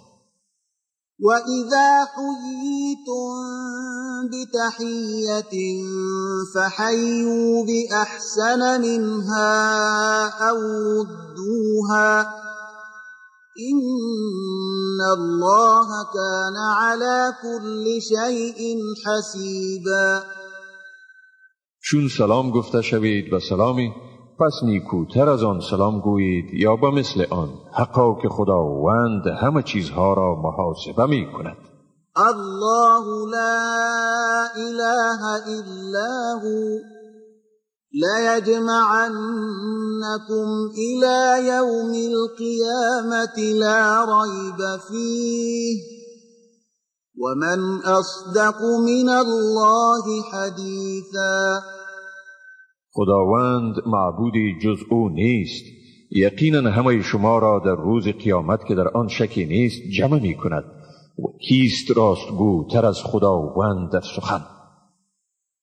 فما لكم في المنافقين فئتين والله أركسهم بما كسبوا أتريدون أن تهدوا من أضل الله ومن يضلل الله فلن تجد له سبيلا. پس شما را چی شده است که در مورد منافقان دو فرقه شدید؟ خداوند ایشان را در برابر اعمال مفسدانه ایشان نیگونسار گردانید. آیا می خواهید کسانی را که خداوند گمراه کرده است رهیاب سازید و کسی را که خداوند گمراه سازد برای او راهی یافتن نمی توانید؟ ودوا لو تكفرون كما كفروا فتكونون سواء فلا تتخذوا منهم أولياء حتى يهاجروا في سبيل الله فإن تولوا فخذوهم واقتلوهم حيث وجدتموهم ولا تتخذوا منهم وليا ولا نصيرا. و آنها دوست دارند که شما هم کافر شوید همانطوری که ایشان خود کافر شدند، پس به این ترتیب با هم برابر می شوید. پس شما از ایشان دوستانی نگیرید تا در راه خدا مهاجرت کنند. پس اگر روی برتابند، پس در هر جایی که آنها را میابید بگیرید و بکشید و از آنها کسی را دوست و مددگار نگیرید. إلا الذين يصلون إلى قوم بينكم وبينهم ميثاق أو جاءوكم حصرت صدورهم أن يقاتلوكم أو يقاتلوا قومهم ولو شاء الله لسلطهم عليكم فلقاتلوكم فإن اعتزلوكم فلم يقاتلوكم وألقوا إليكم السلم فما جعل الله لكم عليهم سبيلا. جز کسانی که با قومی پیوست شوند که بین آن قوم با شما معاهده صلح برقرار است، یا کسانی که به سوی شما می آیند و از جنگ با شما و همکاری در جنگ با مردم خودشان که در برابر شما صورت می گیرد دلتنگ شده اند. اگر خداوند می خواست ایشان را بر شما مسلط می ساخت، پس با شما جنگ می کردند. بنابراین اگر ایشان از شما کناره گیرند و با شما جنگ نکنند و در عوض به شما پیشنهاد صلح کنند، در آن صورت خداوند برای شما در برابر ایشان راهی برای جنگ نداده است. ستجدون آخرين يريدون أن يأمنوكم ويأمنوا قومهم كلما ردوا إلى الفتنة أركسوا فيها فإن لم يعتزلوكم ويلقوا إليكم السلم ويكفوا أيديهم فخذوهم واقتلوهم حيث ثقفتموهم وأولئكم جعلنا لكم عليهم سلطانا مبينا. عده دیگری را در خواهید یافت که می‌خواهند تا با منافقت هم از ناحیه شما در امان باشند و هم از ناحیه قوم خود در امان باشند. هر باری که با فتنه انگیزی سوق داده میشوند در آن سرنگون میگردند. اگر از جنگ با شما کناره نگیرند و به شما تضمینات صلح ندهند و از این فتنه انگیزی دست بردار نشوند، پس در هر جایی که ایشان را میابید بگیرید و بکشید. آنهایند که شما را در برابر ایشان تسلط آشکار داده ایم. وما كان لمؤمن أن يقتل مؤمنا إلا خطأ ومن قتل مؤمنا خطأ فتحرير رقبة مؤمنة ودية مسلمة إلى أهله إلا أن يصدقوا فإن كان من قوم عدو لكم وهو مؤمن فتحرير رقبة مؤمنة وإن كان من قوم بينكم وبينهم ميثاق فدية مسلمة إلى أهله وتحرير رقبة مؤمنة فمن لم يجد فصيام شهرين متتابعين توبة من الله وكان الله عليما حكيما. برای هیچ مسلمان مجاز نیست که مسلمانی دیگر را بکشد مگر به گونه خطا، و کسی که مسلمانی را به خطا بکشد پس کفاره آن آزاد کردن برده مسلمان است و خونبهای پرداخت شده به خانواده مقتول، مگر آن که ابرا دهد. اگر مقتول از قوم دشمن شما بود در حالی که مسلمان بود، پس کفاره آن آزاد ساختن برده مسلمان است. و اگر مقتول از قومی بود که میان شما و ایشان پیمانی برقرار بود، پس بر شما خونبهایی است پرداخته شده به خانواده او و نیز آزاد ساختن برده مسلمان است. کسی که به این چیزها دسترس نیابد، پس بر وی روزه 2 ماه متوالی از جانب خداوند به حیث توبه است و خداوند دانا و با حکمت است. ومن يقتل مؤمنا متعمدا فجزاؤه جهنم خالدا فيها وغضب الله عليه ولعنه وأعد له عذابا عظيما. و هر کی مسلمانی را عمدن بکشد، پس جزای او دوزخ است، در آنجا برای همیشه به سر میبرد.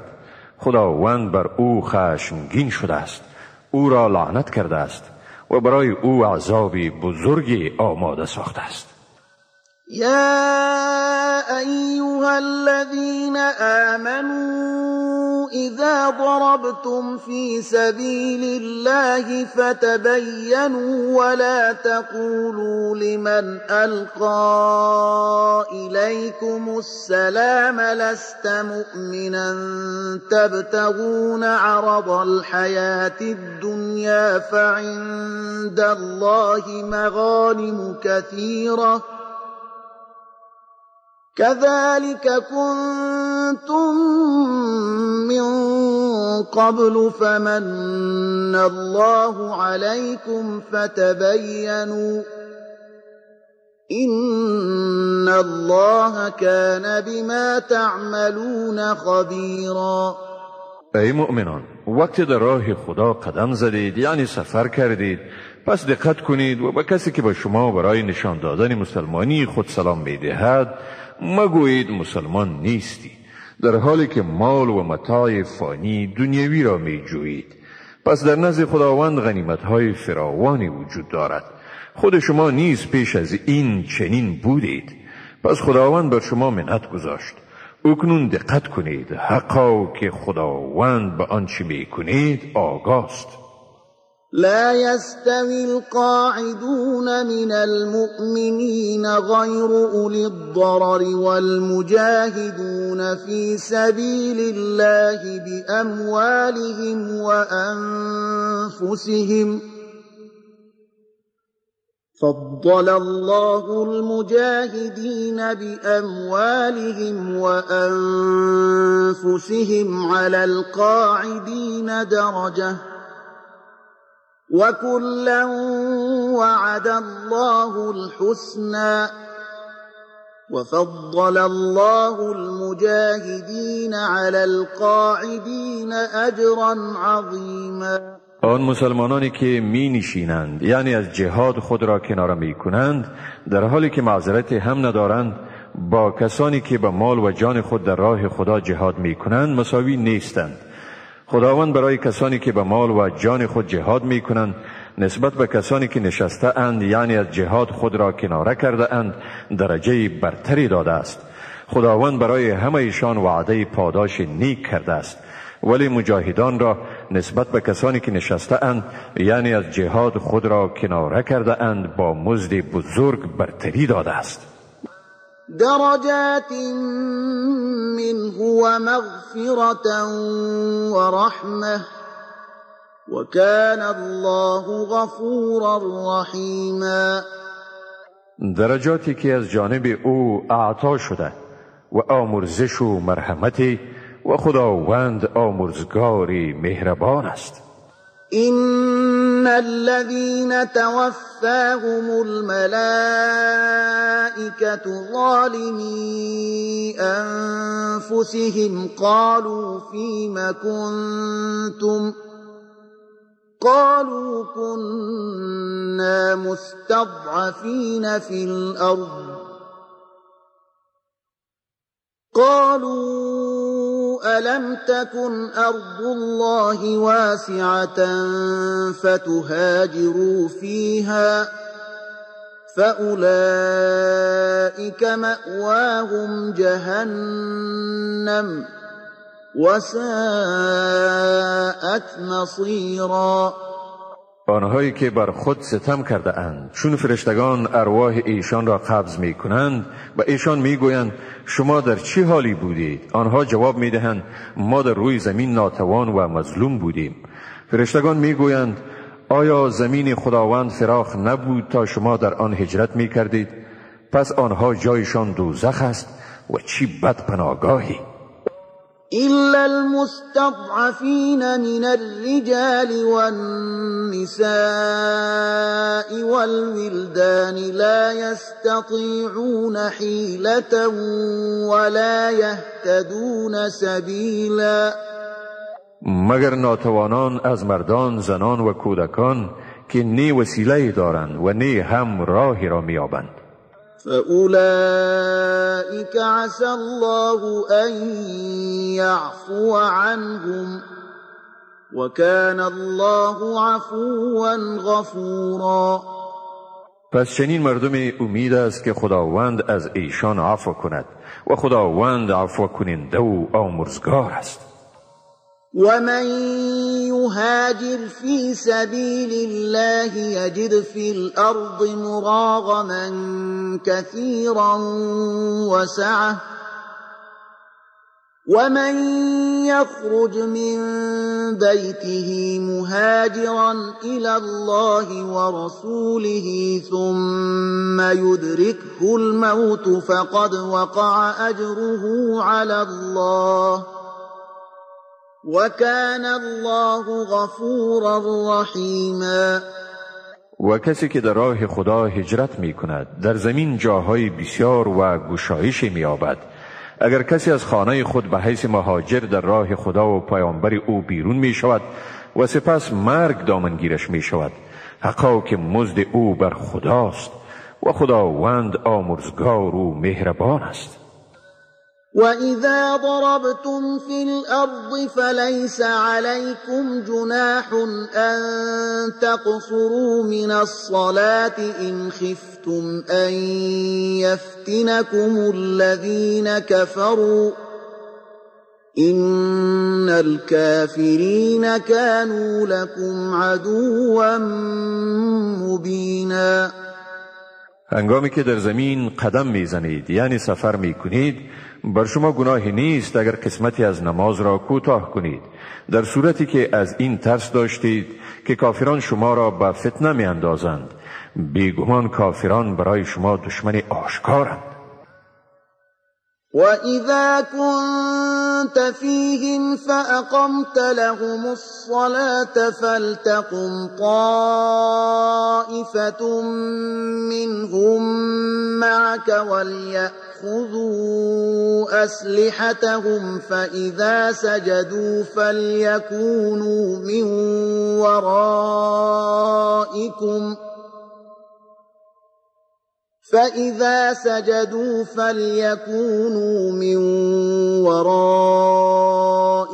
وَلْتَأْتِ طَائِفَةٌ أُخْرَى لَمْ يُصَلُّوا فَلْيُصَلُّوا مَعَكَ وَلْيَأْخُذُوا حِذْرَهُمْ وَأَسْلِحَتَهُمْ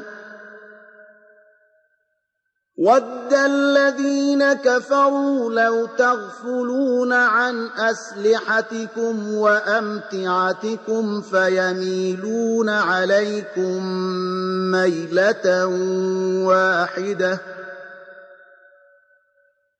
وَلَا جُنَاحَ عَلَيْكُمْ إِن كَانَ بِكُمْ أَذًى مِّن مَّطَرٍ أَوْ كُنتُم مَّرْضَىٰ أَن تَضَعُوا أَسْلِحَتَكُمْ وَخُذُوا حِذْرَكُمْ إِنَّ اللَّهَ أَعَدَّ لِلْكَافِرِينَ عَذَابًا مُهِينًا. و هنگامی که تو در میانشان باشی و نماز را برایشان برپا کنی باید یک گروه ایشان با تو به نماز ایستاده شوند و اسلحه خود را بگیرند. هنگامی که آنها سجده خود را به پایان رسانیدند در عقب شما اخذ موقع کنند و آنگاه گروه دیگر که هنوز نماز را ادا نکرده اند بیایند و نماز را با تو ادا کنند و امنیت و صلاح خیش را بگیرند. کفار دوست دارند که اگر شما از صلاح و مهمات خیش غافل شوید بر شما به یک بارگی حمله کنند. اگر به شما اذیتی از باران یا مریضی باشد بر شما گناهی نیست که صلاح خود را بگذارید، ولی امنیت خود را بگیرید. حقا که خداوند برای کافران مجازات رسوا کننده را آماده کرده است. فإذا قضيتم الصلاة فاذكروا الله قياما وقعودا وعلى جنوبكم فإذا اطمأننتم فأقيموا الصلاة إن الصلاة كانت على المؤمنين كتابا موقوتا. و هنگامی که نماز را ادا کردید پس خداوند را در حال ایستاده، نشسته و افتاده به پهلوی خیش یاد کنید. اما چون ایمن شدید نماز را به صورت معمول برپا دارید. بیگمان نماز بر مسلمانان در اوقات معین آن فرض است. ولا تهنوا في ابتغاء القوم إن تكونوا تألمون فإنهم يألمون كما تألمون وترجون من الله ما لا يرجون وكان الله عليما حكيما. و در تعقیب این مردم سستی مکنید. اگر شما دردمند می شوید ایشان نیز دردمند می شوند به همان گونه‌ای که شما دردمند می شوید. اما شما از خداوند چیزی را امیدوار هستید که ایشان امید ندارند و خداوند دانا و با حکمت است. إنا أنزلنا إليك الكتاب بالحق لتحكم بين الناس بما أراك الله ولا تكن للخائنين خصيما. ما به تو کتاب را به راستی فرو فرستادیم تا بین مردم مطابق به آنچه خداوند تو را آگاه ساخته حکم کنی و از کسانی مباش که از خیانتکاران حمایت می کنند. واستغفر الله إن الله كان غفورا رحيما.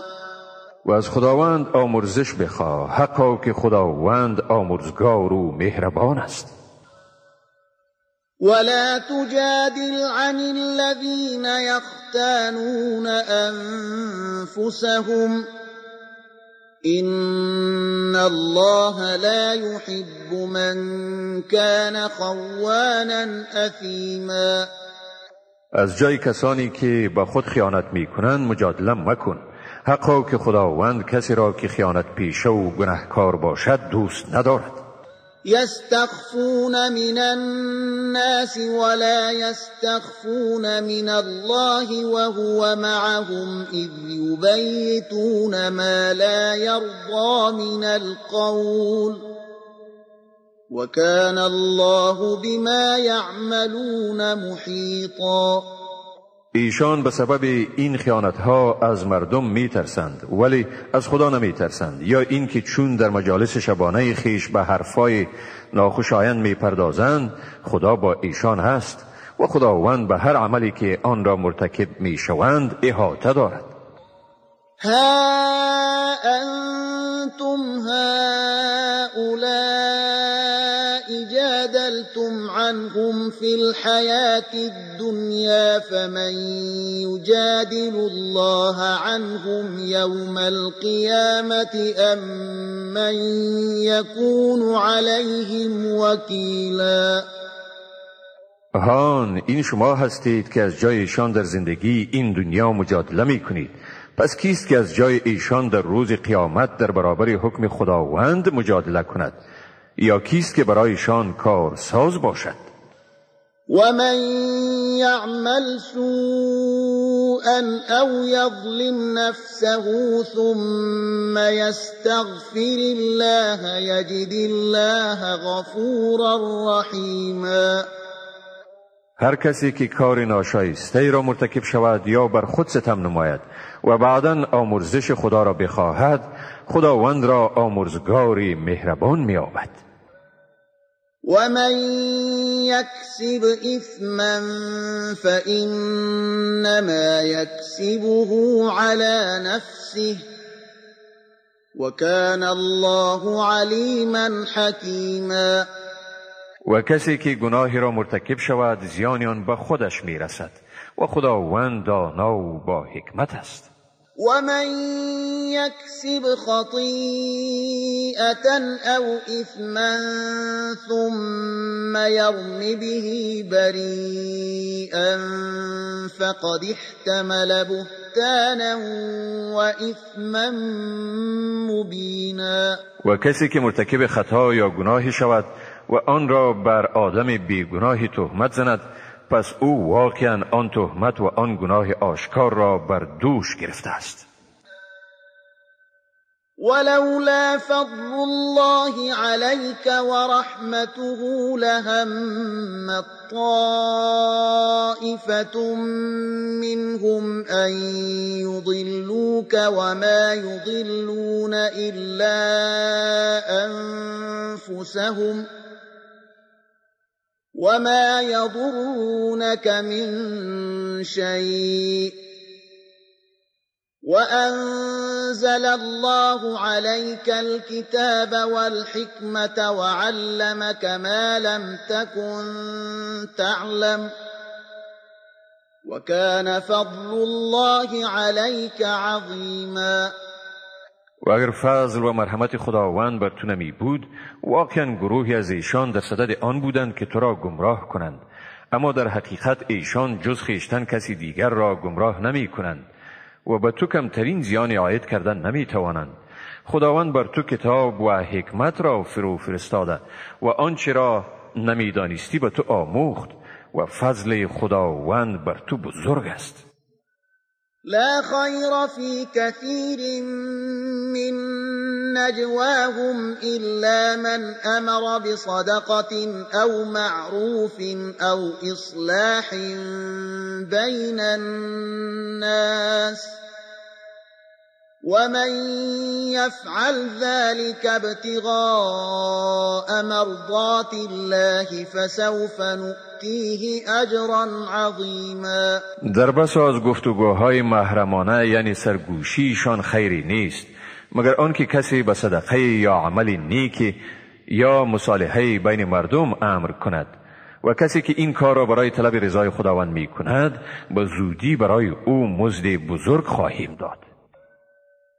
ومن يشاقق الرسول من بعد ما تبين له الهدى ويتبع غير سبيل المؤمنين نوله ما تولى ونصله جهنم وساءت مصيرا.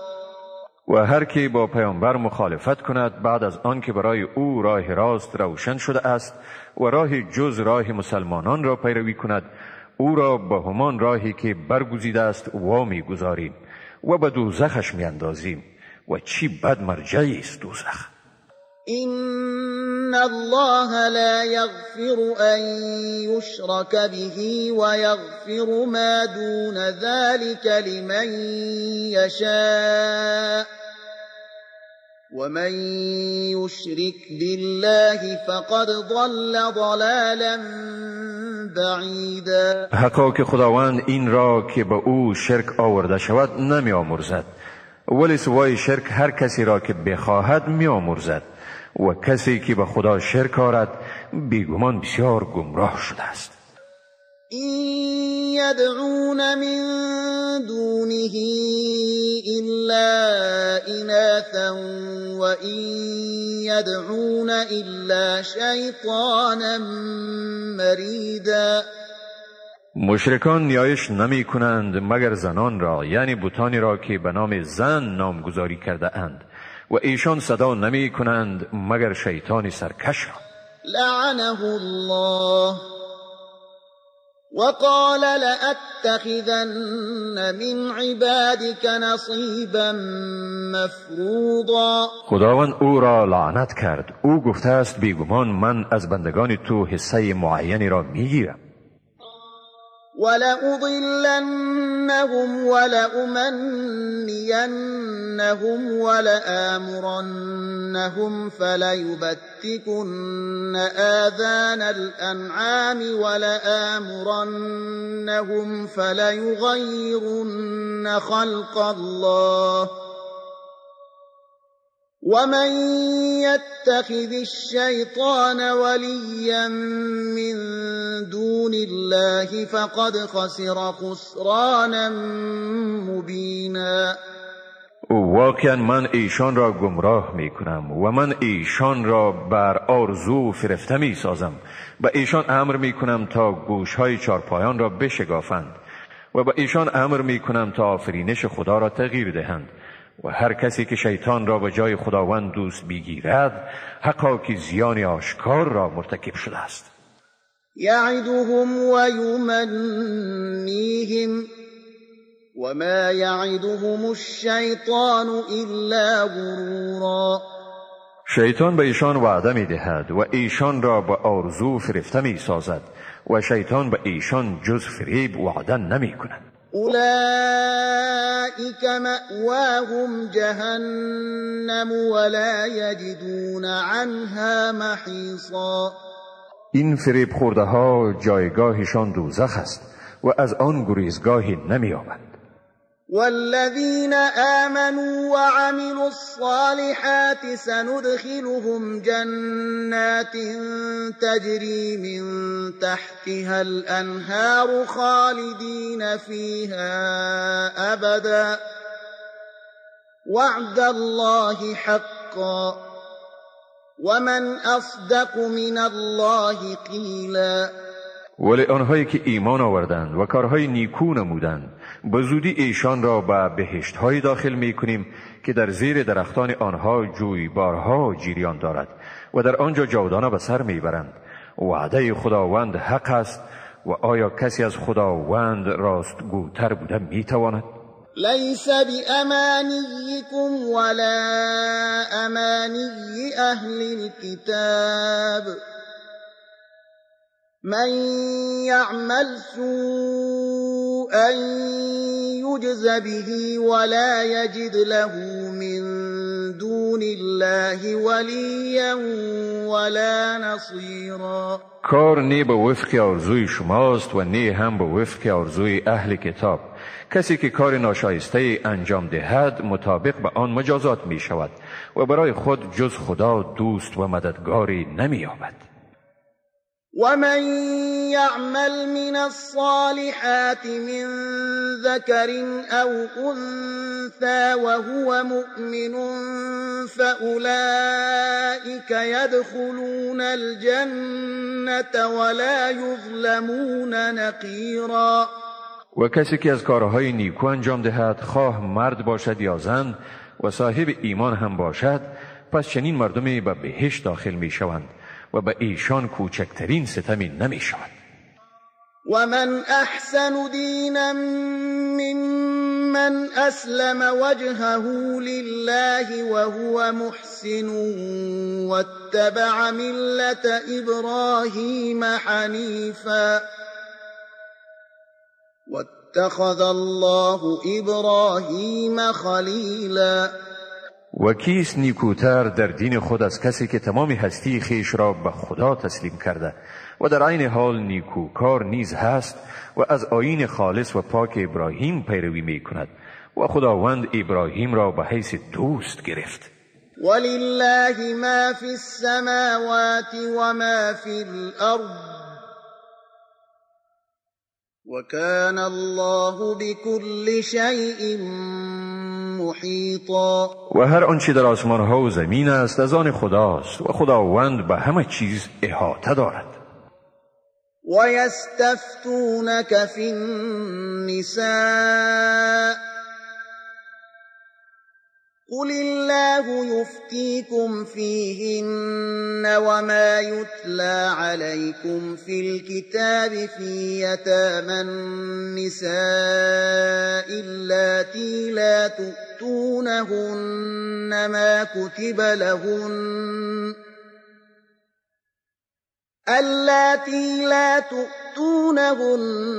ما كتب لهن وترغبون أن تنكحوهن والمستضعفين من الولدان وأن تقوموا لليتامى بالقسط وما تفعلوا من خير فإن الله كان به علیما. از تو درباره زنان میپرسند، بگو خداوند به شما در کتابی که به شما تلاوت می شود در مورد رعایت حال ایشان سفارش می کند و نیز در مورد یتیمان زنانی که به ایشان حقوق معین شده ایشان را نمی دهید و می خواهید ایشان را نکاح کنید و نیز در مورد کودکان ناتوان و این که در مورد یتیمان عدالت را برپا دارید و هر عمل نیکویی که انجام می دهید پس حقا که خداوند به آن داناست.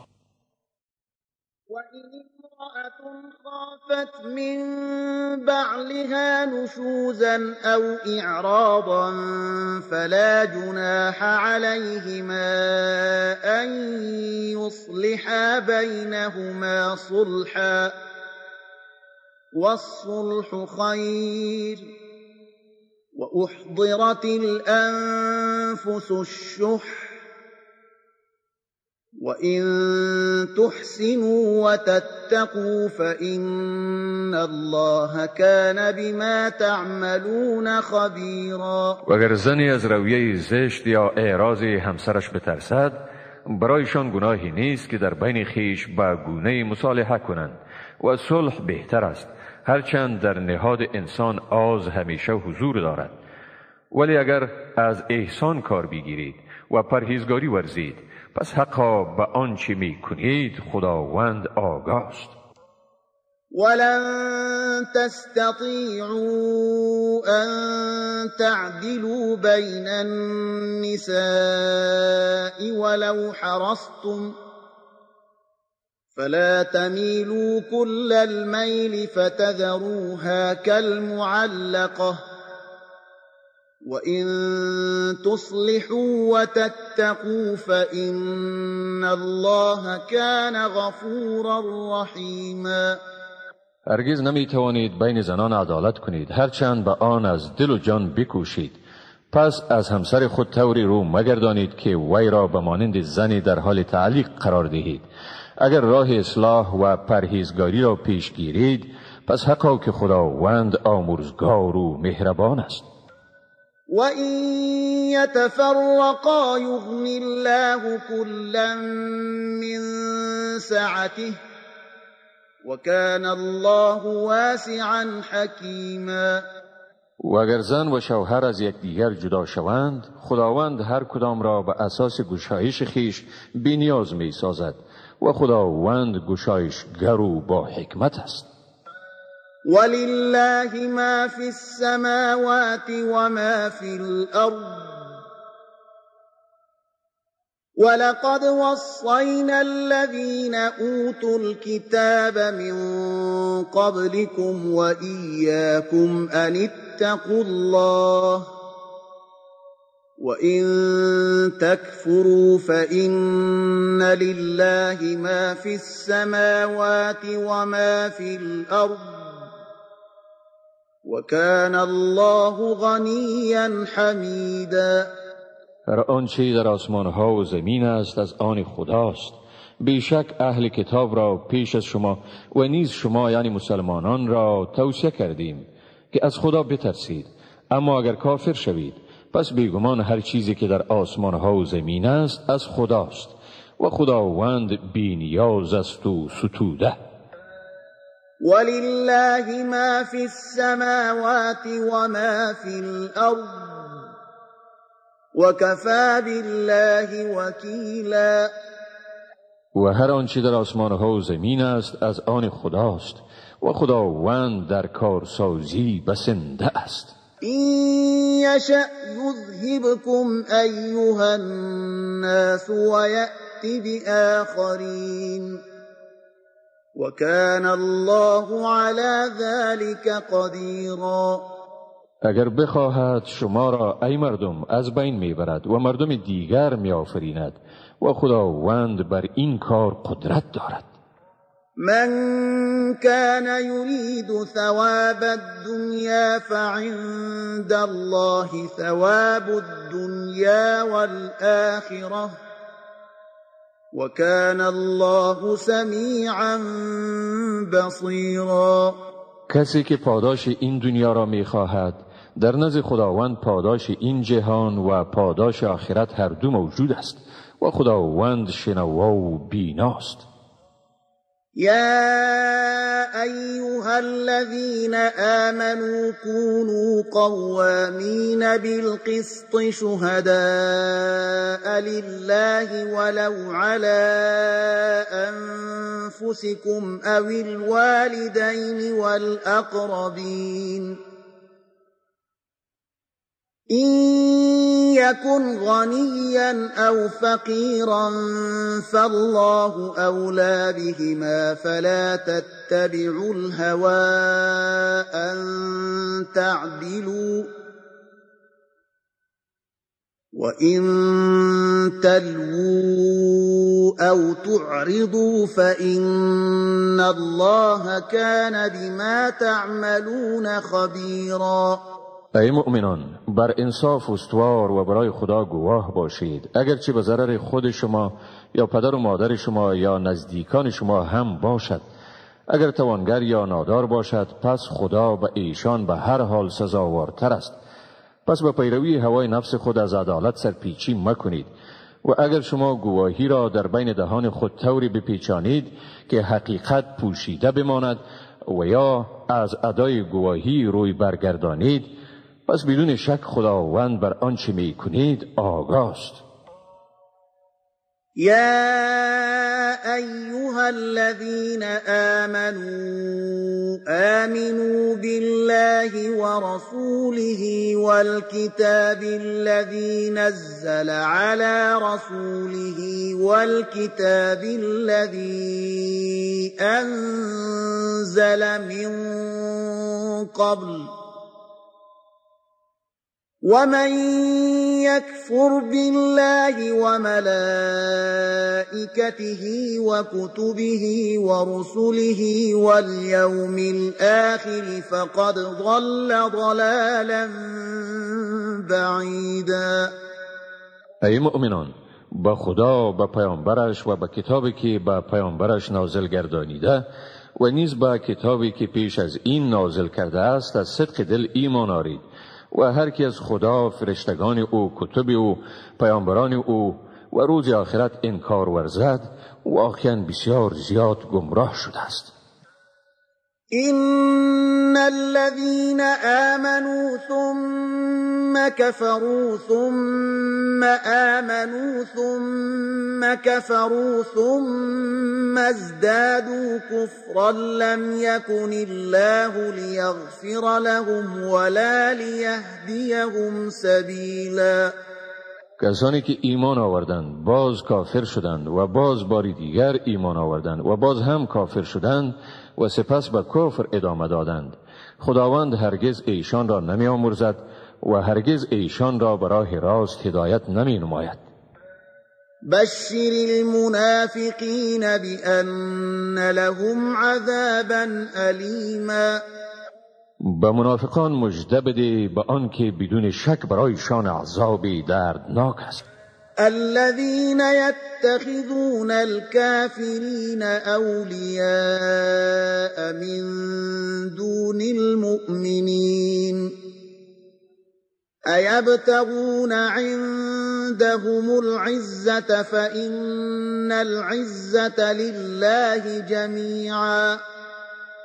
آنهایی که کافران را به عوض مسلمانان به حیث دوستانشان میگیرند آیا از نزدشان عزت میخواهند؟ پس واقعا عزت به تمام و کمال از آن خداوند است. وقد نزل عليكم في الكتاب أن إذا سمعتم آيات الله يكفر بها ويستهزأ بها فلا تقعدوا معهم حتى يخوضوا في حديث غيره إنكم إذا مثلهم إن الله جامع المنافقين والكافرين في جهنم جمیعا. واقعا پیش از این به شما این حکم را در کتاب نازل کرده است که هرگاه بشنوید که از آیات خداوند انکار می شود و به آن تمسخر صورت می گیرد، پس با ایشان یعنی کسانی که مرتکب این عمل می شوند منشینید تا اینکه با سخن دیگر بپردازند، ورنه شما هم در این حال مثل ایشان هستید. حقا که خداوند منافقان و کافران همه را در دوزخ جمع می کند. الذين يتربصون بكم فإن كان لكم فتح من الله قالوا ألم نكن معكم وإن كان للكافرين نصيب قالوا ألم نستحوذ عليكم ونمنعكم من المؤمنين فالله يحكم بينكم يوم القيامة ولن يجعل الله للكافرين على المؤمنين سبيلا.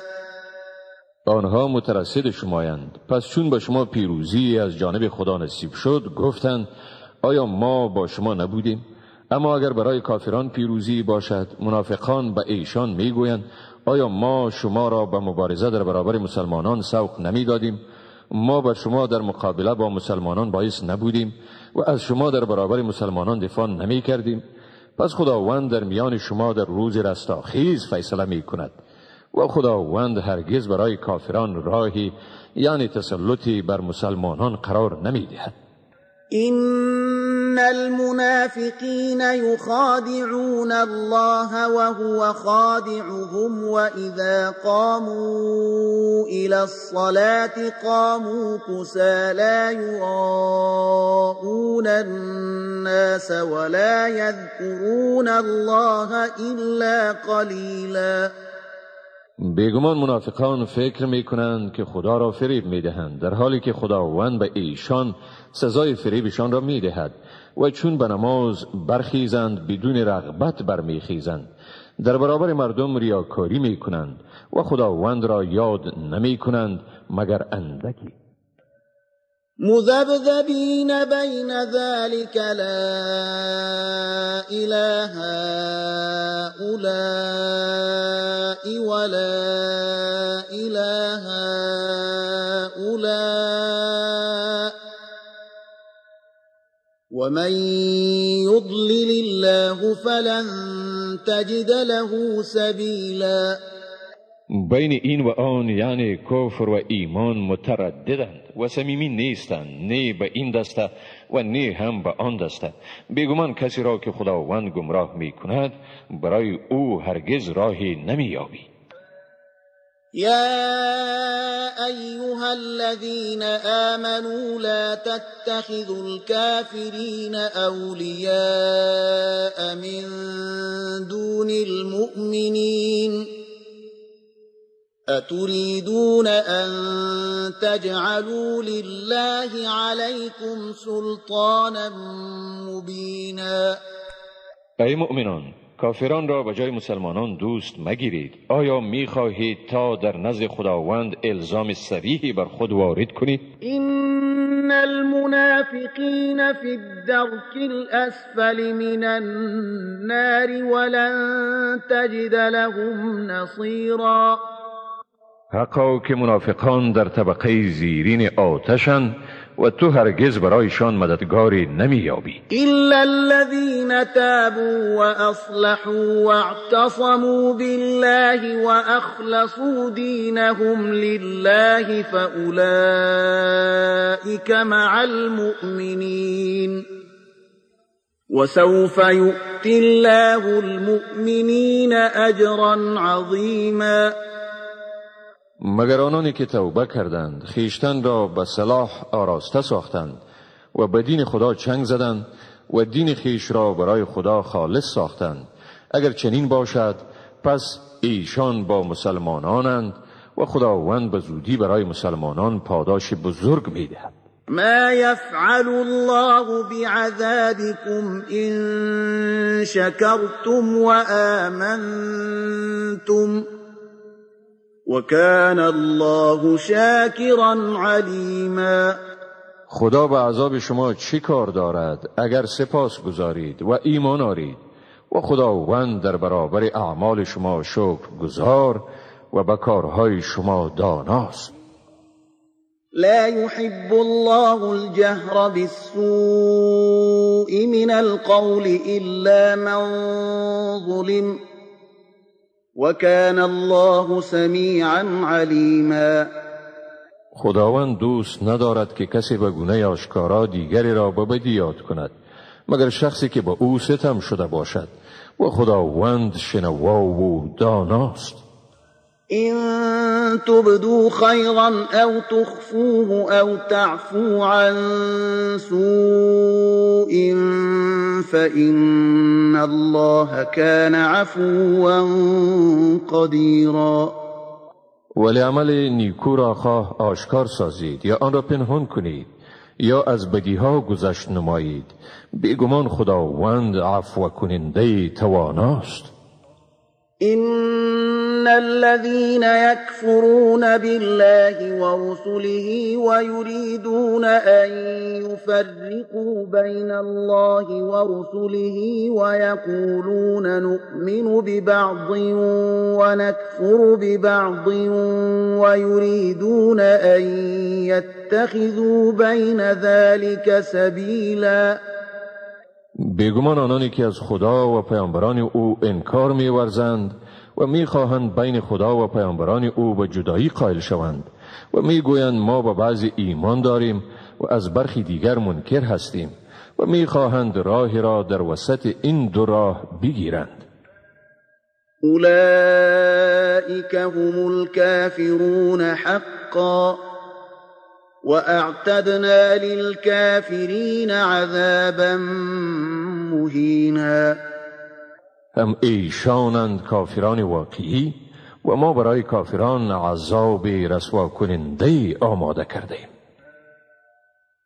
والذين آمنوا بالله ورسله ولم يفرقوا بين أحد منهم أولئك سوف يؤتيهم أجورهم وكان الله غفورا رحيما. و برای کسانی که به خداوند و پیامبران او ایمان دارند و در بین هیچ یک از پیامبران فرق نمیگذارند، خداوند به زودی پاداششان را میدهد.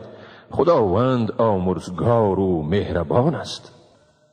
يسألك أهل الكتاب أن تنزل عليهم كتابا من السماء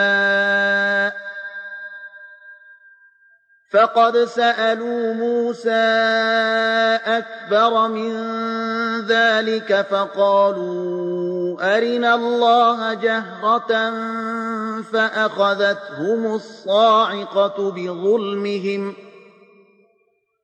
ثم اتخذوا العجل من بعد ما جاءتهم البينات فعفونا عن ذلك وآتينا موسى سلطانا مبینا. اهل کتاب از تو میخواهند تا برای ایشان کتابی از آسمان به یک بارگی فروداری. واقعا ایشان از موسی خواهان معجزه از این هم بزرگتر شده گفتند خداوند را به گونه آشکار به ما بنمایان. پس ایشان را به سبب این ستمشان صاعقه گرفت. بعد از آن که برایشان معجزه های روشن آمده بود گوساله را به خدایی گرفتند. با این هم از این گناه آنها را عفو کردیم و به موسی غلبه آشکاری دادیم. ورفعنا فوقهم الطور بميثاقهم وقلنا لهم ادخلوا الباب سجدا وقلنا لهم لا تعدوا في السبت وأخذنا منهم ميثاقا غلیظا. و برای گرفتن عهدشان کوه تور را بر سرشان بالا کردیم و باری به ایشان گفتیم به دروازه با فروتنی درآیید و باری دیگر به ایشان گفتیم در روز شنبه تجاوز نورزید و از ایشان پیمانی استوار و جدی گرفتیم. فبما نقضهم ميثاقهم وكفرهم بآيات الله وقتلهم الأنبياء بغير حق وقولهم قلوبنا غلف بل طبع الله عليها بكفرهم فلا يؤمنون إلا قليلا. ایشان به سبب شکستن پیمان استوار خیش و انکار خیش از آیات خدا و کشتن پیامبران به ناحق و این گفته ایشان دلهای ما غلاف است، بلکه خداوند بر دلهایشان به سبب کفرشان مهر نهاد. از این رو جز عده کمی از ایشان ایمان نمی آورند. و بکفرهم و قولهم علی مریم بهتانا عظیما. و نیز به سبب کفرشان و تهمت بزرگی که بر مریم گفتند. و قولهم إنا قتلنا المسيح عيسى ابن مريم رسول الله وما قتلوه وما صلبوه ولكن شبه لهم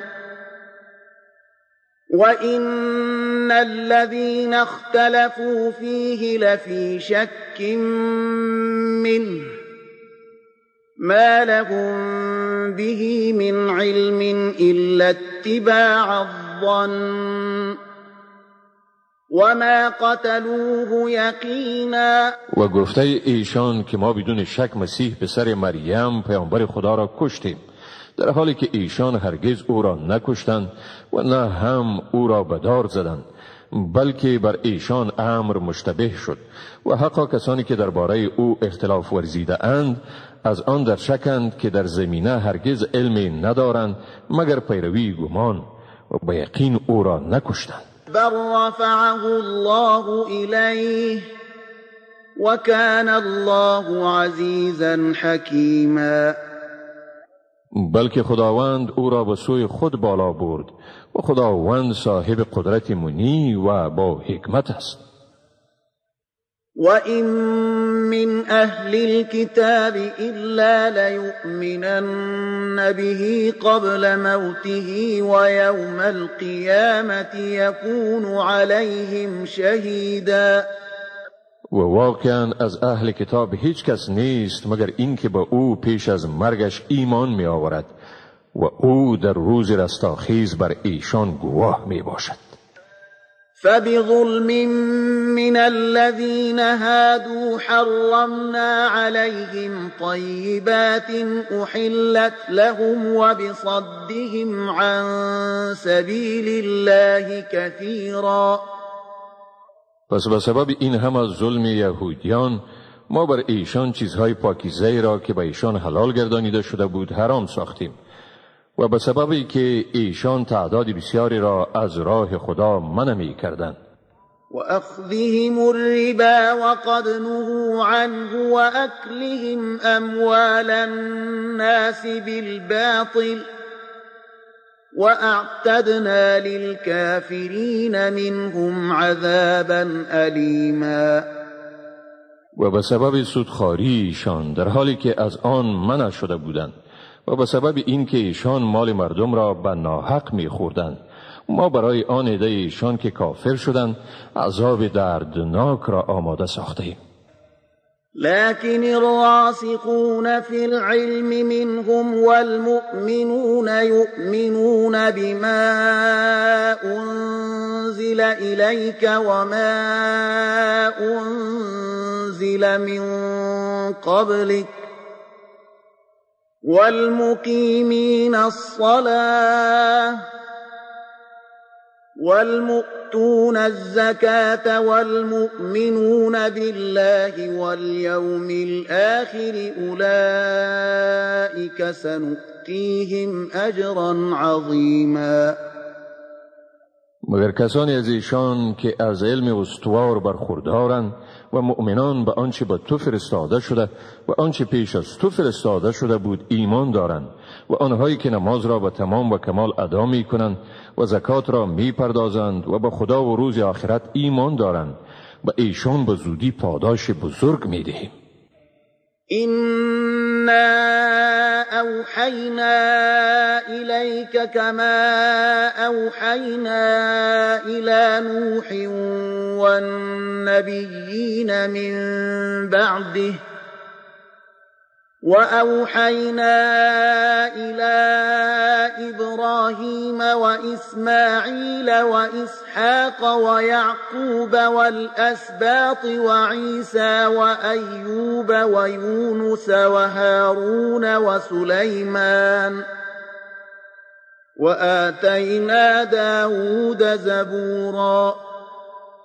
حقا که ما به سوی تو وحی فرستادیم طوری که به سوی نوح و پیامبران بعد از او وحی فرستادیم و به سوی ابراهیم، اسحاق، یعقوب و اولاده وی و به عیسی، ایوب، یونس، هارون و سلیمان وحی فرستادیم و به داود زبور را دادیم.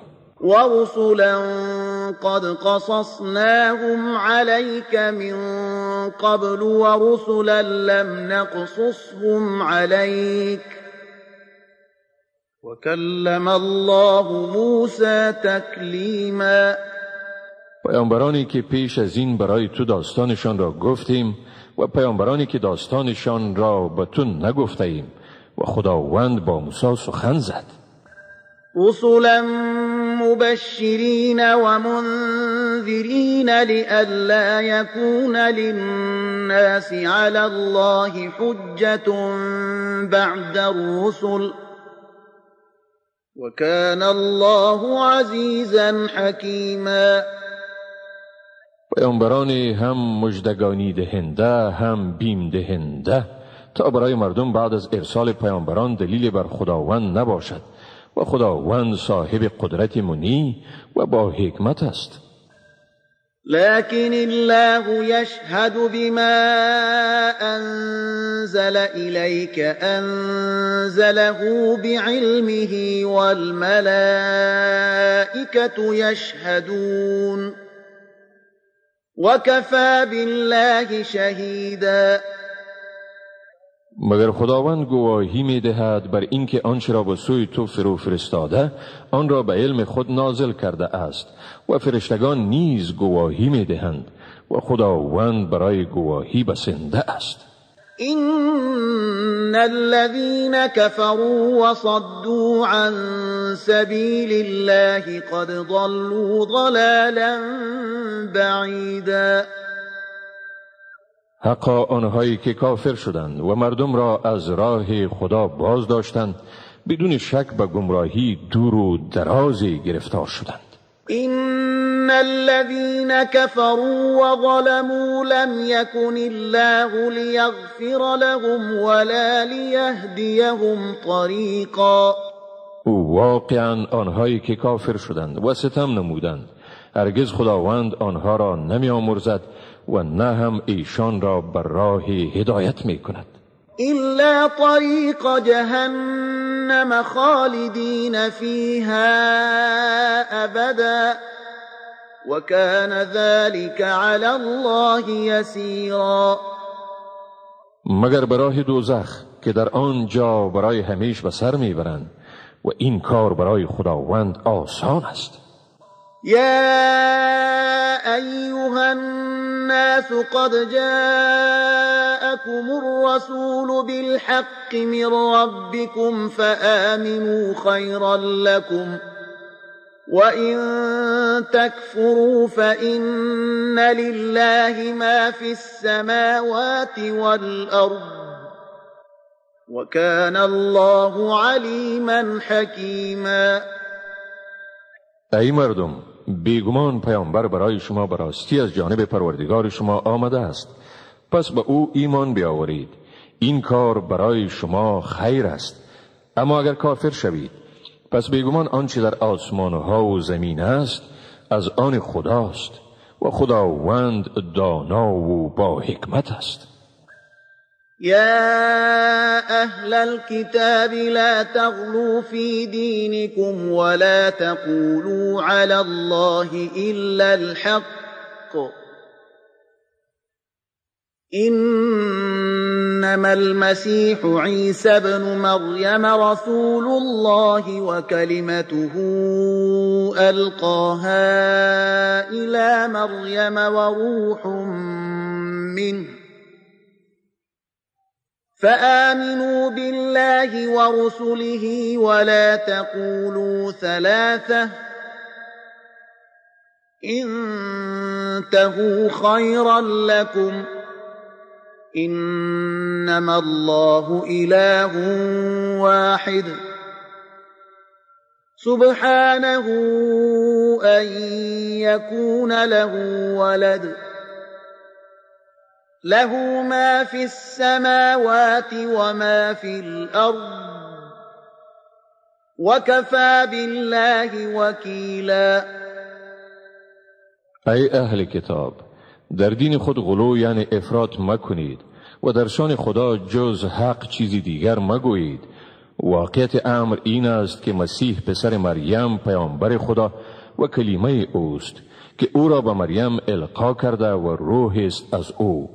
پس به خداوند و پیامبران او ایمان آورید و مگویید که خدا سه است. از این خودداری کنید به خیر شماست. بیگمان خداوند خدای یکتاست، پاک است از این که او را فرزندی باشد. هر آنچه در آسمان ها و زمین است از آن اوست و خداوند در کارسازی بسنده است.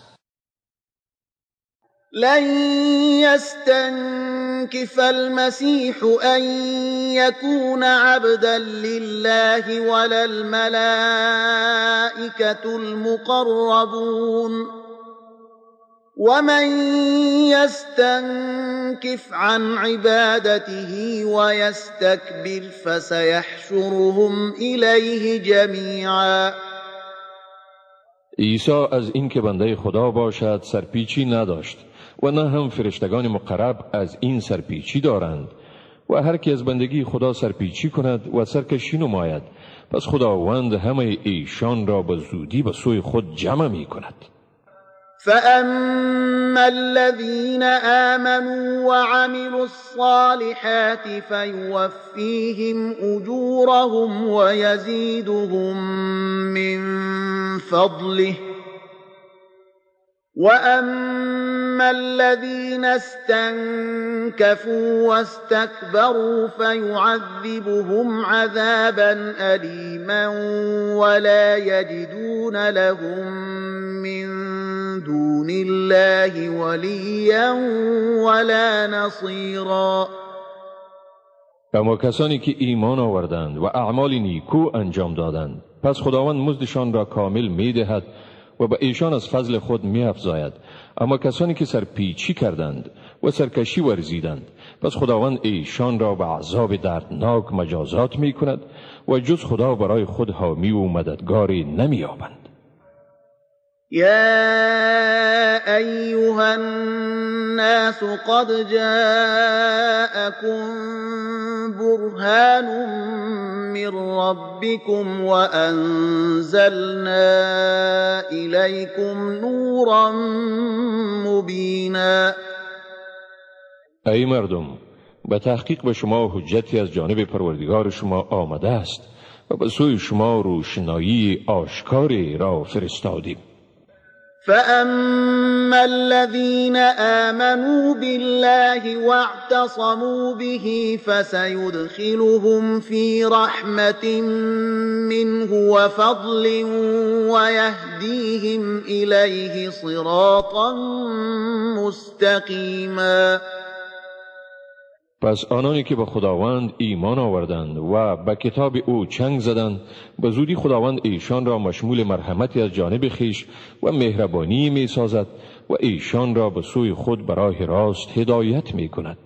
يستفتونك قل الله يفتيكم في الكلالة إن امرؤ هلك ليس له ولد وله أخت فلها نصف ما ترك وهو يرثها إن لم يكن لها ولد فإن كانت اثنتين فلهما الثلثان مما ترك وإن كانوا إخوة رجالا ونساء فللذكر مثل حظ الأنثيين يبين الله لكم أن تضلوا والله بكل شيء علیم.